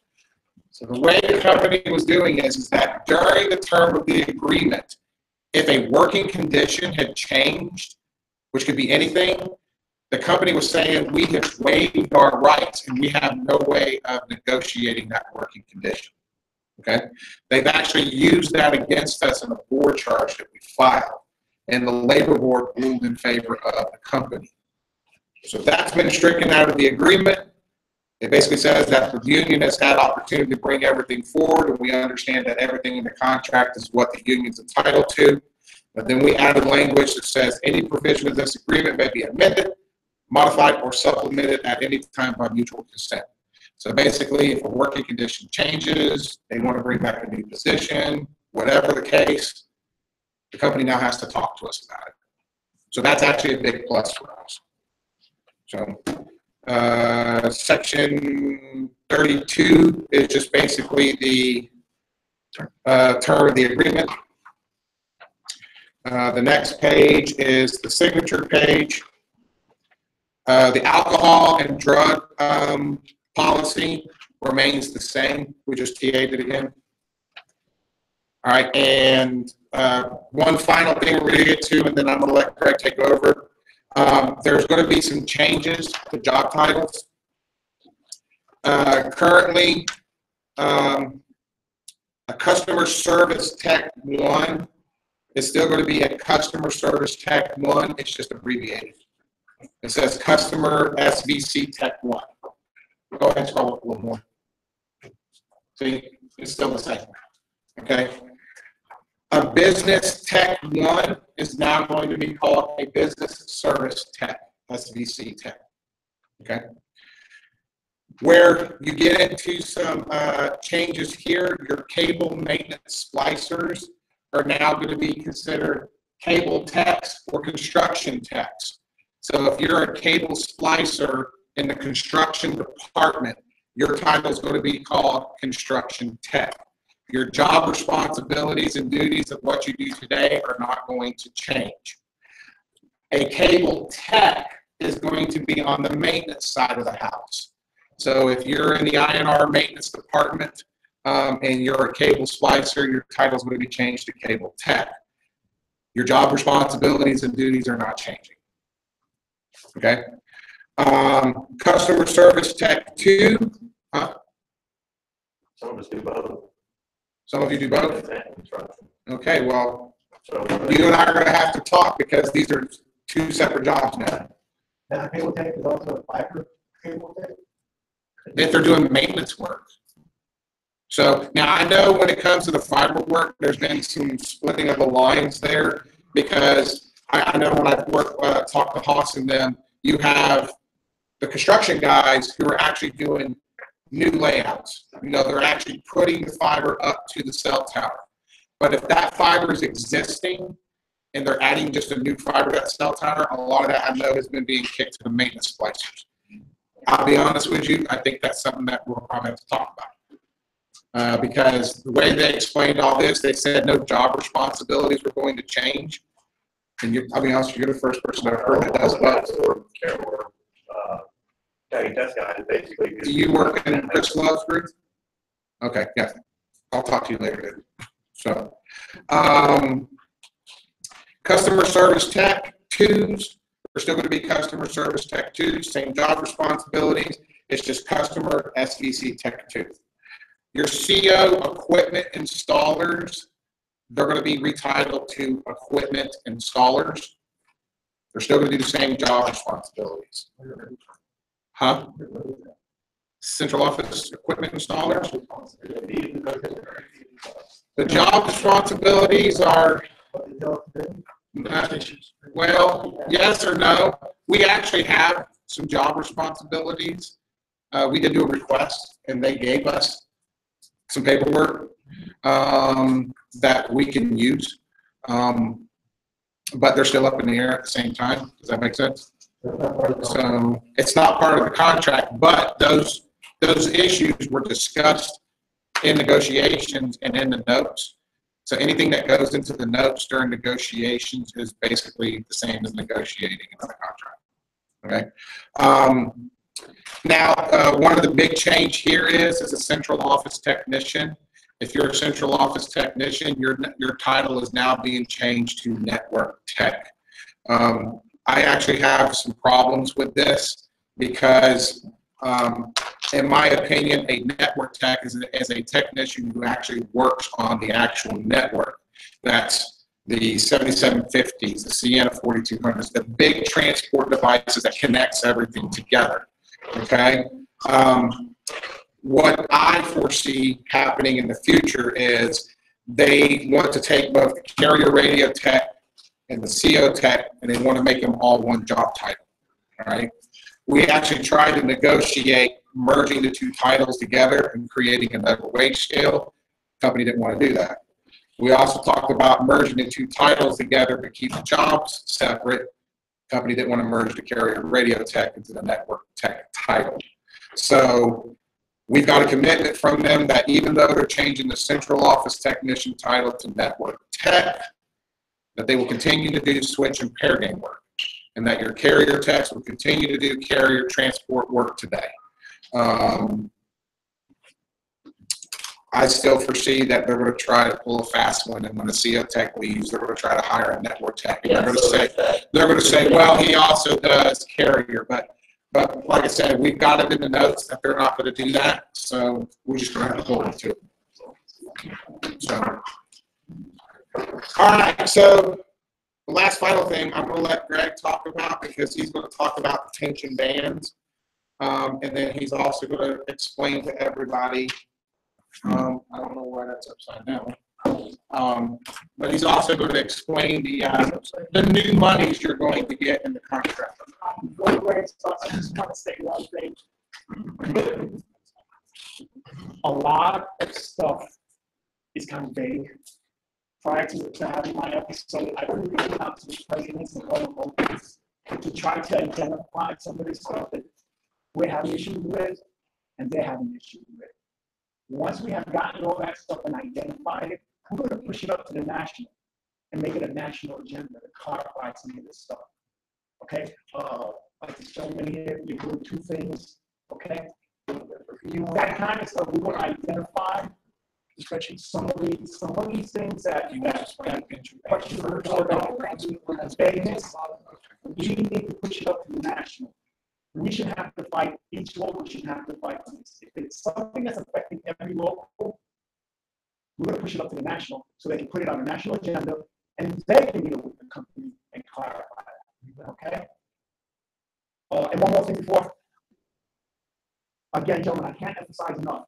If you're dealing with a supervisor and they give you something that's verbally that you feel is not right, always go back to the email side. Just want to clarify that you want to do this. I want to understand that this is what you were saying. So there is a paper trail. It's important because too many times when we go back and we question, the first thing out of the mouth is, I never said that. There's nothing. So always, the best thing in the world is when a supervisor asks you to do something or says something to you that doesn't sound right, shoot an email. I just want to understand that this is what you said. So now we have it on paper. Thank you. And guys, real quick, please be safe with this hurricane. Take care of your families, be working with marriages to make sure that everybody has time off to go home and secure their homes. Okay, so please do everything.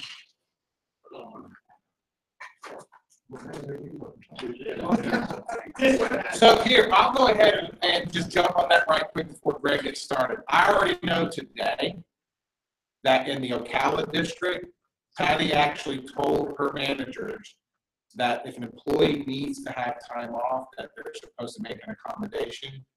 But from what I've found out so far, only one supervisor has told their technicians.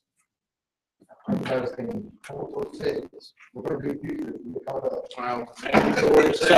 y'all, so here's the thing, if you haven't prepared, all right, if you haven't prepared for the hurricane, y'all need to go speak to your managers to figure out how you can get the time off, because there's And it's super fine. Yes, we're behind us, the medical side, bullshit. We need to know. All right, so Greg's gonna go in, we don't have much time left. Greg's gonna go into explaining the raises, the pension and the 401k, and how much money it equates to for life of contract for everyone.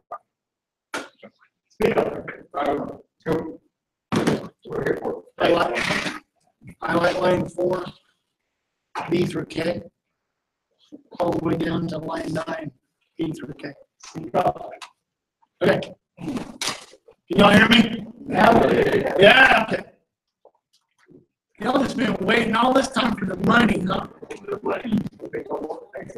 Okay, across the board, we got an 8% raise for everybody. All right, so you know where we are. Now I'm gonna tell you how much that raise is actually worth for 2 pay scales. I didn't figure them all out. Only did 2, F4 and F5. So Tech 1s, Tech 2s, cable splicers. CO pretty much covers almost everybody. Right, I went year by year. First year, we tried to get an upfront big raise, but they wouldn't give it to us because it was an extra $400 every year with that 3% raise. So if you threw it out there and said, okay, we'll give you that 3% raise up front, it would have cost the company an extra $1,200 in monies. So they put it on the end, so you get the big one at the end. Unfortunately, it's $1,200 bucket, and it's in there. The first raise for an F5 is 2.5%. The second raise is 2.5%. The third raise is 3%. If you look at it and look how much money is it worth, it's 71 cents for an F5, 69 cents for an F4. That equates to, if you run it out to the side where it says total gains for an F5 and an F4, 4,300 and 4,400. And I'm rounding these off, so y'all, if these numbers are close, they're not absolute. I didn't take it down to the penny. All right. And that's for the first year, right? Right. So that's an extra $4,300 or $4,400 the first year. I did make a mistake. I forgot to retro it back to April. So that's $450 less for the F5 and $440 less for the F4. So when you get down to the bottom numbers, remember the F5 is going to be $450 short and F4 is going to be $440 short. So as you run down through the whole deal, for all 3 years of the contract, it's worth about $9,334 for the F5s and $9,068 for the F4s. That's just the raise, okay? The next table, go down to the next table down there. I'm running through this quick, so if you get stuck and you want to know more information, this is going to be on the website so you can look at it. It's not in the package. This is what I built, so you can kind of get an idea of where the money's at. How many of y'all participate in the 401k? Most everybody. How many of you put 6%? Most everybody. I'm going to tell you right now, guys, absolutely, if you can do it, put the 6% in. Don't do any more than that, because it's company telling you how to invest your money. They say, oh, bump it on up, bump it on up. Yeah, it's a good savings plan, and you can save money that way. But if you put the 6% in and you want to put more money out there in another savings account, don't put it in the 401k. All right? 6% you get between 1.5% and 3.5%, depending on if you're in the pension or you're not in the pension. Okay? It equates out into dollars, depending on where you are year by the contract year.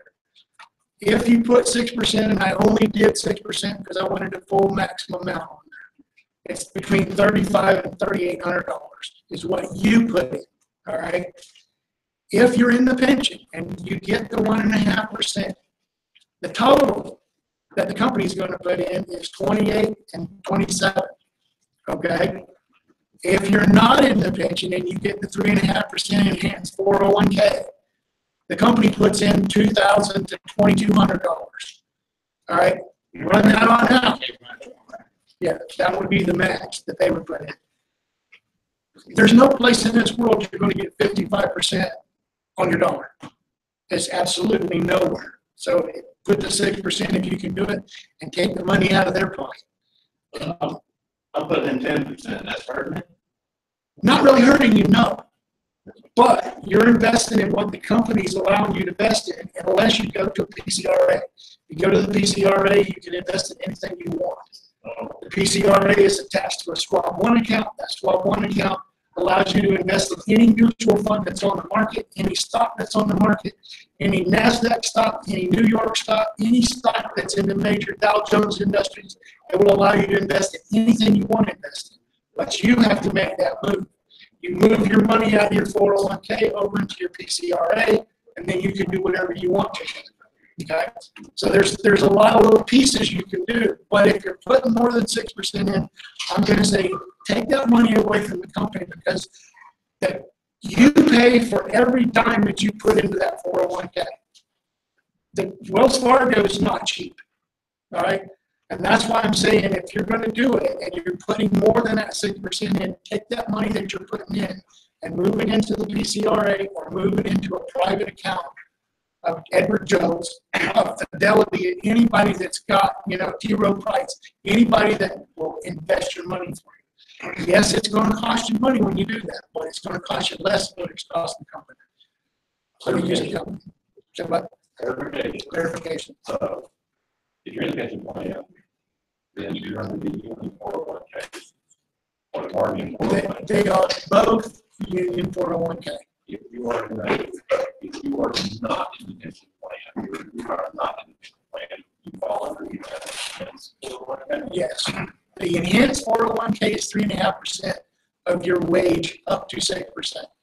It's one half, all the way to 6. And it's a total of 3.5% of your wage. All right. If you're in the pension plan, you don't get the enhanced 401k. It's 1.5% of your wage. And if you look at how much money it is, it's double, basically, a little bit more than double. They put in $900, $800, $900 in the basic 1.5%. They put in $2,200. All right. If you look at how much money it equates to, like I was saying, it's 2,800 in one, 27, 25, and 23 in the other one. So you get a bunch of money. You throw that in with the amount of money that you put in, you're putting almost $10,000 into an account.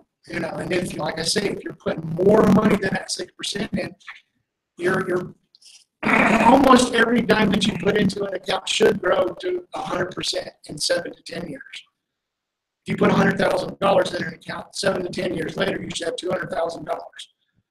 And if you put it in as you look at it as a percentage of your wage and you do smart investing, I mean, I'm not going to sound like I'm toot my own horn here, but I did it. I made mistakes. I learned a lot of lessons by making my own mistakes. And I said, okay, I went and done all the research. How much money can you move and can you change? And long story short, I got almost $750,000. So you got to stay focused on your objectives, what you want to do with your money, and where you want to be at a certain age. When you get there, you can say, say like Centurylink or whoever owns the company at the time. But you gotta manipulate it so that you're the owner of your money, even though it's a 401k and it's company sponsored up to a certain point. You can manipulate that money out of that 401k and move it into that PCRA, like I was saying, and set an account up and take it away from the company so they don't have anything to do with it. Moving forward, what I've done is I maxed out the 6%. The other 3-4%, I what I do is I put it into an IRA, where I can specifically get whatever stocks, do research, and have that invested on quite well. That's another thing that you might want to think about. So that your money will grow.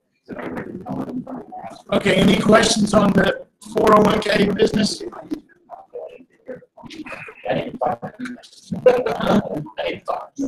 Okay. All right, the next column down. It's everything that was basically scattered out through the whole contract. I'll put it all into objective and what it actually, the value of it is. The next one is the sign-on bonus. The signing bonus is $300. We almost blew this deal by asking for another $300 because I felt that it was important because you lost $400 up front because they wouldn't retro it back. We're going to get 2 months of retro all the way back to July, which amounts to about $220. All right. It's not a bunch of money, but it's $80 to $120 less than what you would be getting if we would have got it all in retro back. So did they make a little money? Yeah, they made a little bit, but they didn't make much. Now, I brought retro, right? All right, so I want to explain the retro, okay? The retro only goes back to what, July 31st. July 31st. Why?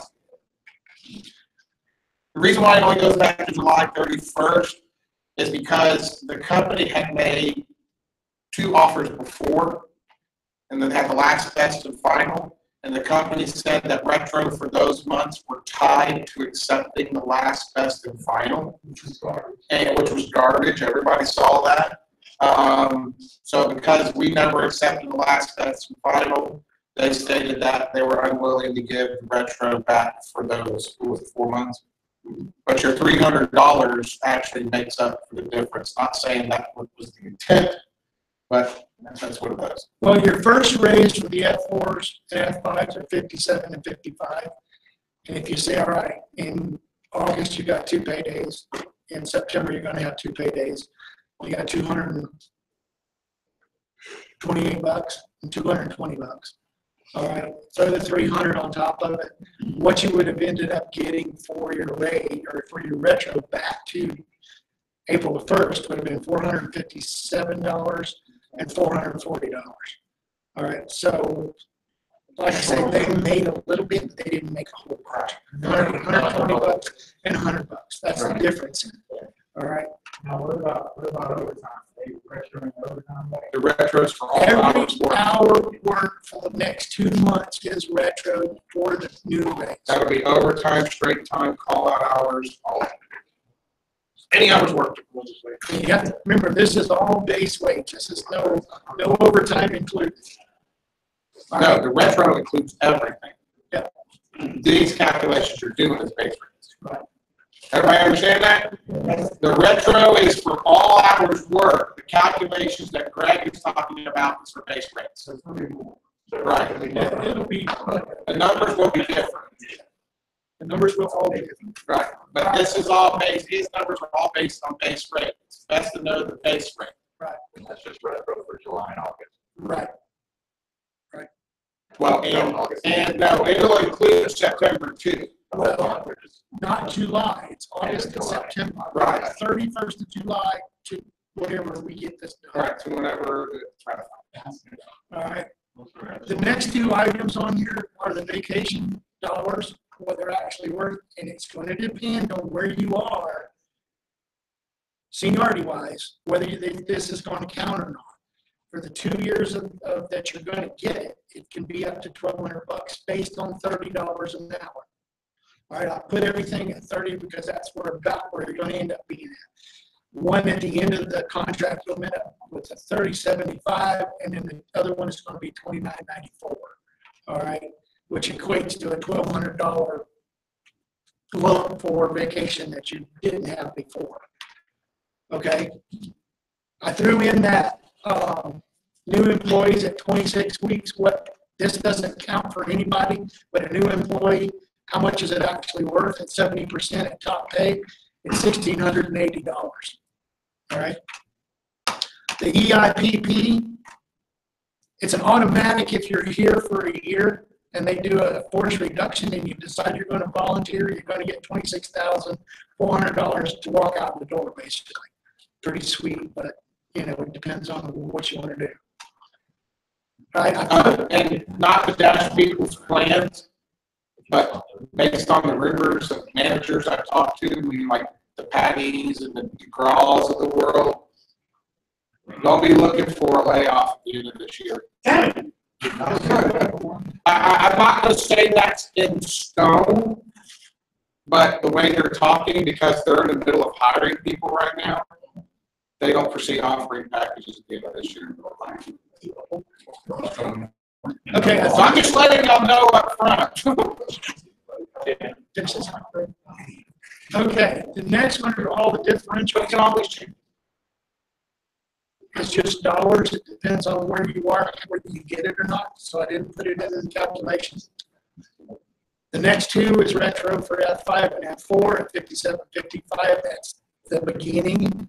All right. 228 and 220. Safety footwear, I didn't throw that in because that's going to depend on whether you use it or not. All right.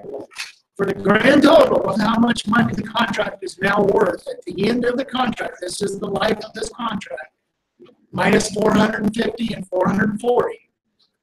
For the Tech 2s, it's going to be with or without the pension. Now you have to, there's two figures. The 12,300 is with the pension. The 12,670 is without the pension. So with the pension for Tech 2 or Tech 2 and Tech 1. Then without the pension, it's 15,670 and 16,360. So you got the difference is basically because of the 1.5% and the 3.5% on the 401k. Now I did not calculate how much the pension is actually worth. I didn't put that calculation in there because I can't tell you what it is. I don't know. I mean, if I said, all right, what is the amount of money that the company contributes to the pension every year? I don't have any idea. I can guess, and I'm thinking somewhere around $4,000. You know, I may be wrong, but if it's more, it's more. If it's less, it's less. You know, so I didn't put that figure in there so you know about what the dollar figure is for the life of this contract. So did anything change with our pension with in regard to? I haven't got to that yet. Okay, the pension table. It's not frozen. You got that up there? It is not frozen. You just do not get an increase in it for the life of this contract.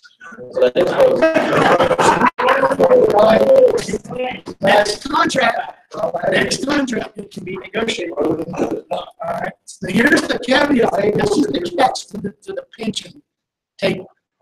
Because the company left it out there for us to negotiate it, that means that we should be able to say, okay, this year we want a 2% or a 3% increase in the pension table for the next contract. All right, it may be $2, it may be $5, it may be $4. Right now, this table is $62 and $60 depending on F4 and F5. All right, if you were to take this and say, okay, I want to retire at 55, you're going to get a 5% deduction every year until you hit 65. Which is what's in the contract today. Which is what's in the contract today. So if you retire sometime in the next 3 years, 2019, you're going to get, and you're 65, you're still going to get the $62 or the $60. All right, and then throw in all the other stuff on top of it. What we looked at and what we kind of was thought, all right, we could have settled for a 1.5, 1.5, 1.5, or 2, 2, 2, you know, and not gotten all the money, you know, and maybe got this pension deal. But the pension deal, the way I look at it, and Wes kind of in agreement. If you look at what the companies across the country are doing, Centurylink included, Centurylink and everybody else and their brothers trying to get rid of the pension because it's a liability. All right. And then no matter how bad you want it, or how bad you think you need it, or how bad you think it's going to be the greatest thing in the world, that pension is not guaranteed. All right. This company could go belly up in 5 years. You're out here busting your butt every single day, and that pension is not going to be worth that much. It's an interesting article that I did some research on, and I'm gonna have it posted on the website. You're only guaranteed according to the federal It's a risk protected. We're not a Taft-Hartley plan. up to a certain point. Right. Some of them. So we're not getting anything more on the 401k that we get for someone that. No. So when they drop the pension, they're not gonna enroll us in against the 401k, we're just gonna be. No, if They're not dropping. They're not dropping the pension. You're not losing your pension. You're not losing it at all. They're not funding the pension bands for the term of this contract. Years. Right. And they increase the years of service, so.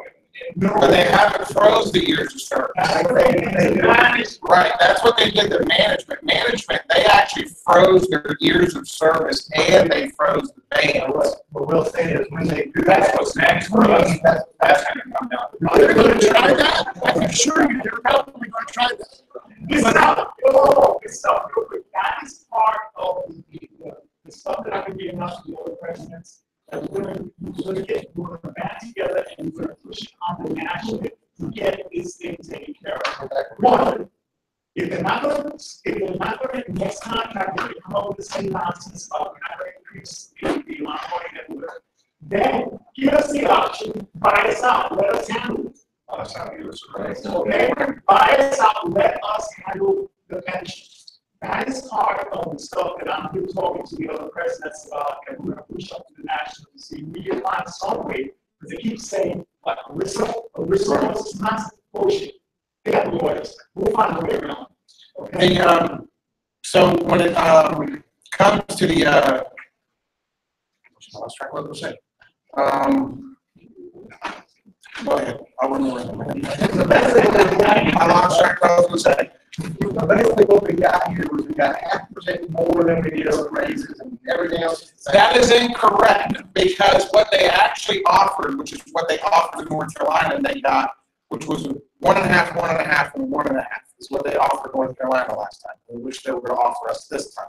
Okay, the only local that has received an 8% increase in wages is Quest. Everybody else is getting either a 1.5 or 2%. Say it again what I just said, but we didn't hear you. The only thing that we got out of this was like 0.5% more than we currently have and 1% more in the 30. The pension that we first started fighting with in the beginning, they were to freeze pension payments. We're still frozen. Nothing changed from that. You don't have to care. They're frozen for the term of the contract. They're not frozen. They're not doing a pension increase. Increase in pay. And I will go ahead and also let everybody know. Okay, the company was adamant that they were not going to budge on pension bans at all. Okay? They're more adamant than we are. Yes, that's the problem. They're more adamant than we are. Here's the problem. We're letting them get away with it. That's the problem. Here's the problem. And I'm going to say this, and I might piss some of you off, but I apologize if I did. We fought extremely hard to get this, and we tried to get them in the corner more than once. And I mean, we pushed extremely hard to get this pension to not be frozen, all right, or not increase. The company in general is going to get rid of that pension sooner or later. They're going to figure out a way to get it, all right? And I'm going to bring this up, and I don't want to think ill of it, because I'm going to say Winter Park. 3 years ago, we're good. When they come into town and they hit Winter Park, they went across the board and they took it, all right? I just happened to look at it and see where it was. And I don't know if any of y'all know this, but I had a middle child that passed away in 2010. And it was devastating. So I had looked at it before because he died at Thanksgiving. And I looked at it because I was going to say, okay, I'm done with this bullshit. I'm not dealing with it anymore. And I was going to get $2,800 or $28,000 for retirement if I had retired right there. Okay. And I figured it out 2 different ways. Or where was I going to be at my age? Where was I going to be if I waited till 65? 21, 28. All right. When Centurylink came in and froze it, I looked at the balance on it. It was $350,000 in that account. Okay. Because they froze it, it went down actually. Now it's $285,000. They're scraping money off of that account left and right. They're getting it because I'm getting older. It's, oh, well, you could have retired at 55 and we could have given you that payout. But because you're working, we're going to continue taking that money away from it. And they're going to keep on pulling it out. All right, when I officially retire at 65, I may have $250,000. Okay? So the objective of what we want to try and do is keep the pension in this group. You've always had the pension. You got to keep it. The only thing that the company is going to agree to is say, all right, we're not going to give you a pension being increased for the life of this contract. But it didn't say, come out and say, well, doesn't mean y'all can't try to negotiate it. And it's going to depend on what y'all want to take next year for a raise, or the next time on for a raise. I understand that. We all know that it pays this way. We know this. Putting it starting on the wall. Give it something else in return for it. Not getting anything in return. Right now, you're still getting it. That's what I tried to show you on your 401k at 1.5% and your 401k at 3.5%. I don't know what that money is that they're still putting into that account. I can't put it in there because I have no idea what the dollar figure is. If you look at it across the board, it's probably equal to the 3.5%. So it's going to be up to y'all whether you want to say, okay, let's give up the pension and let's get the 401k money. You know, yeah, it's a great thing. It's a fantastic thing to have, but we're talking about Centurylink here. I mean, y'all are out here working every day. You see what's going on. You see what's happening in the plant. They're not taking care of it. They're not doing what they should be doing to run the business. Hopefully this new guy that comes in from level 3 has got his head out of his butt. He knows how to run a phone company, because I can Centurylink sure as hell don't. I've been here 44 years, and now 10 years straight out. These people don't have a clue how to run a phone company. You know, they're bean counters. The only thing they want is us to pay for it, do as much work as possible for as cheap as possible so they can scrape the rest of it off. I mean, you look at everything that they do, selling all the buildings, getting rid of all the property, salvaging manhole cables, raping people, taking them and doing headcount reductions. Above everybody's butt. For what? To try and get rid of it. You know, the fact is, we work for Centurylink. They're money-hungry, greedy-ass people, and we're the ones that are suffering the consequences. But the only way to beat them, is to have a strong local. Right now, we're at 150-something guys that are not members for this local. And I'm going to sound like I'm preaching here, but I'm telling you, boys, I'm telling you, we got to stop being bickering at each other and stop fussing and fighting with each other and going, all right, I hate his guts, but he's a union brother. He's a member of my local. I'm going to stand beside him and I'm going to hug him when I walk out the door. So your ass ain't going to know that me and him are fighting. I'm going to prove it to you.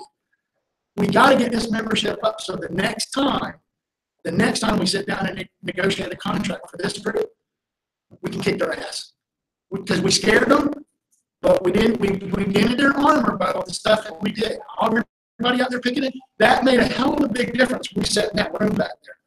All y'all out there standing on the side of the road with them signs, you think you weren't doing nothing, and you weren't being noticed, you sure as hell were noticed. You were definitely noticed. The banner over Daytona, that was brought up last week. The website brought up last week. You guys remember that the people that see these things are the people that make out your paychecks. Fine, we got them to notice. But we're going to have to make sure that this local grows and it gets bigger and the membership gets stronger. That's the only way we're going to do it. So when you get out there and you start bickering in your work groups and you start fussing at each other, take it outside so the managers don't see it. You got to start standing strong for each other. Somehow, some way. That's the only way we're going to beat Centurylink. They're a bunch of greedy bastards, plain and simple. You know, I mean, I told Betsy the other day, I said, out of all the companies I've worked for, phone company-wise, I said, Centurylink sucks and I hate it. And I'll do whatever it takes. I will do whatever it takes to be the biggest thorn in this company's side that I possibly can. And it's going to take all y'all to help us, to help out. When will the contract come up for vote? Contract comes up for vote starting on November 25th. And the result will be, not November, September 25th. Sorry, September 25th, and we're going to do it online from September 25th to the 28th, and the results will be on the 29th. The membership has the final say of everything. Okay? But I will also let everybody know, depending on how the contract vote goes, if the contract vote gets turned down, all bets are off. And when we basically have to kind of start over again, which means you're going to have the membership actively involved. My personal opinion, because this actually affects me as well, I think the contract is fairly decent. I don't like the fact that the pension bands are not going to increase. But there's a lot of gains, especially when it comes to working condition language. There's a lot of gains when it comes to your raise, because everybody will be making $30 or more an hour, which the company recognized we were the lowest paid local out of all of them, which is another reason why they pushed it up to 8%. I will be completely honest with everybody. One of the comments that was made by one of the managers, one of the company, when we were talking, and we were asking for money, that extra $300 for the signing bonus. His exact words was, "There is no more fucking money." Okay. He says they had already went to the executive levels and they had gotten approvals for the 8% raise that we were able to negotiate, and then the sign-on bonus. So my personal opinion is I do think for the most part it's a decent contract. I'm not going to say it's a great contract. We are the only CWA local I know on the East Coast that actually still has a pension plan that's growing. Okay, we were the last local. North Carolina has already had theirs stopped like 2 years ago. Tennessee was stopped, I think, 3 years ago. Pennsylvania, Ohio, all theirs has already stopped. West has already stopped. I'm not saying that just because theirs stopped, ours should stop. But I'm just trying to say that we have fought very valiantly to keep what we have. In the end, the membership has the final say. But the recommendation of the board is to vote it through. But the membership has the final say.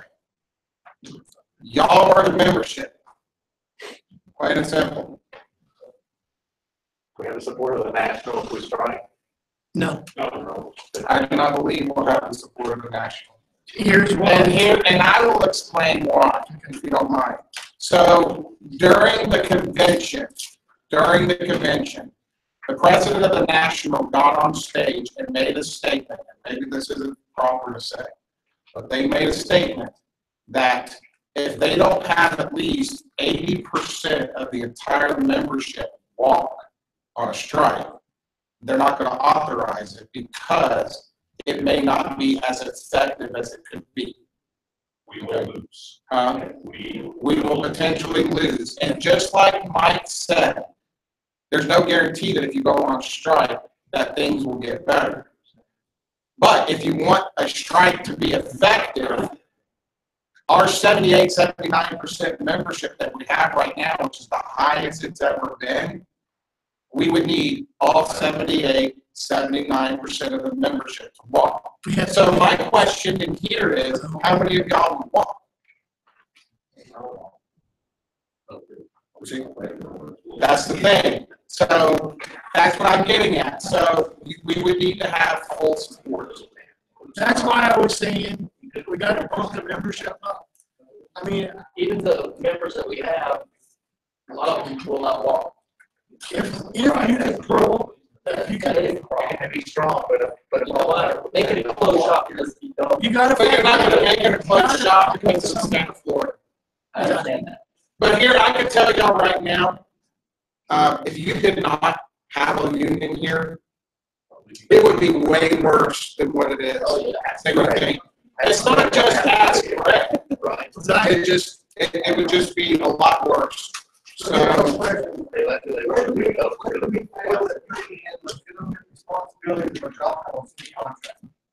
Cause right now, I can walk that office, my manager comes get a change on my pay, and I have to write this work. No. And that's. No, company policy states it's not even your responsibility to do maintenance work on your vehicle.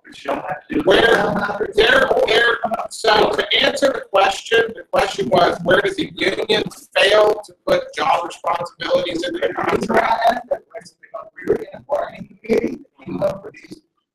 These suggestions. And I agree. That was one of them, so.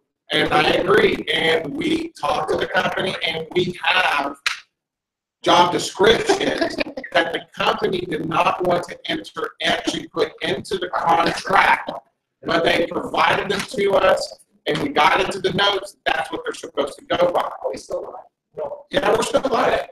Because people are still listening. I wanted. No, we're still live. Patrick has a question about, and it's got nothing to do with money or anything. It's disciplinary issues. The disciplinary. How they can jump from never being coached to being fired. Okay, so the answer about the steps of discipline, first off, the personnel records language, that proposal, we were able to get the company pulled back. So 12 months, it still stays the same. As for steps of discipline, they have to follow the rule of just cause, okay, to be able to terminate, but they also have to follow steps of discipline. So when it comes to an attendance policy, there's an actual clear definition of, it's supposed to be a coaching, a verbal warning, a written warning, a final written warning, and then termination. That's for attendance. When it comes to what they consider COBC or performance violations, the company potentially has leeway to go to written warning or final written warning if they see fit. But that's where employees need to file grievances with the local, because I don't know how many grievances that we have fought, that I know Mark has fought, I have fought, and other people, where there were final written warnings and they were either dropped written warnings or completely removed from the record at all, because you're able to prove that the disciplinary action didn't fit the crime. Well, and I'm not even getting into the disciplinary action fitting the crime. I'm just saying, in the meeting, the manager said specifically that, I looked back and I saw a pattern for a couple of months. And so you saw a pattern, but yet, so you didn't coach him or anything, you just fired him. Right. So, is that how it's going to be? They would have to have just cause, and if the person got just cause, I saw a pattern on. Are you talking about the situation? Yes. That's another situation that we're addressing. Okay, So, but it's kind of, not everybody knows the whole story. So, well, and that's why why I'm kind of curious as to how it went from zero to firing like that. they have to be able to prove just cause. And without getting into the details of the situation, they just have to prove just cause. So, and I'll talk to you about that later. So, yes, sir. This is just a couple touch on how the uniforms. Now, they replace the uniforms. Now, is that damage on a job within any uniform? Like, I got a shirt that 2 years and it gets ripped. If you have a company uniform and it gets damaged on the job, they will replace it. Because I've been told, no, I've got ripped pants, I got Yes. I'm walking on the bottom, I've got. So my question is, have you talked to your steward and filing agreements of them not replacing your stuff? Yeah, because I was told that they give me some allowance every year, and that's what we're supposed to do. And there's language in the contract even today that says if it's worn or torn, that they replace it. So that's where you need to get a hold of the steward, so the steward can force the manager to replace the garment. Okay, next question. Customer service tech versus customer service tech 2. Where is the line for that? Because honestly, if I'm out there fixing the cable, I'm digging up, repairing the terminal, that's cable maintenance. That's even listed in their, so the supervisors have a sheet, I sent to you, a checklist. And that says cable maintenance level 2. That doesn't say anything about customer service. Well, it's always, You get to that page, because I've been there, I've been there going out. it's always been understood that if you do anything below the sheet of the cable, that's Tech 2 work. If you're digging it up, that's Tech 2 work.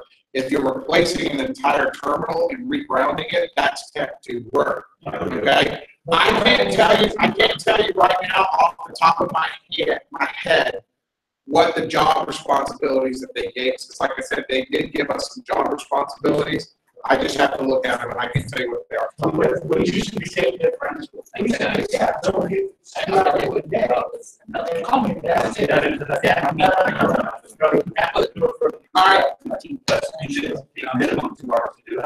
All right, I'm gonna go ahead and end the online session. Again, we're gonna go ahead and post the TA explanation on the website for everybody to view tomorrow. Again, thank you for joining us.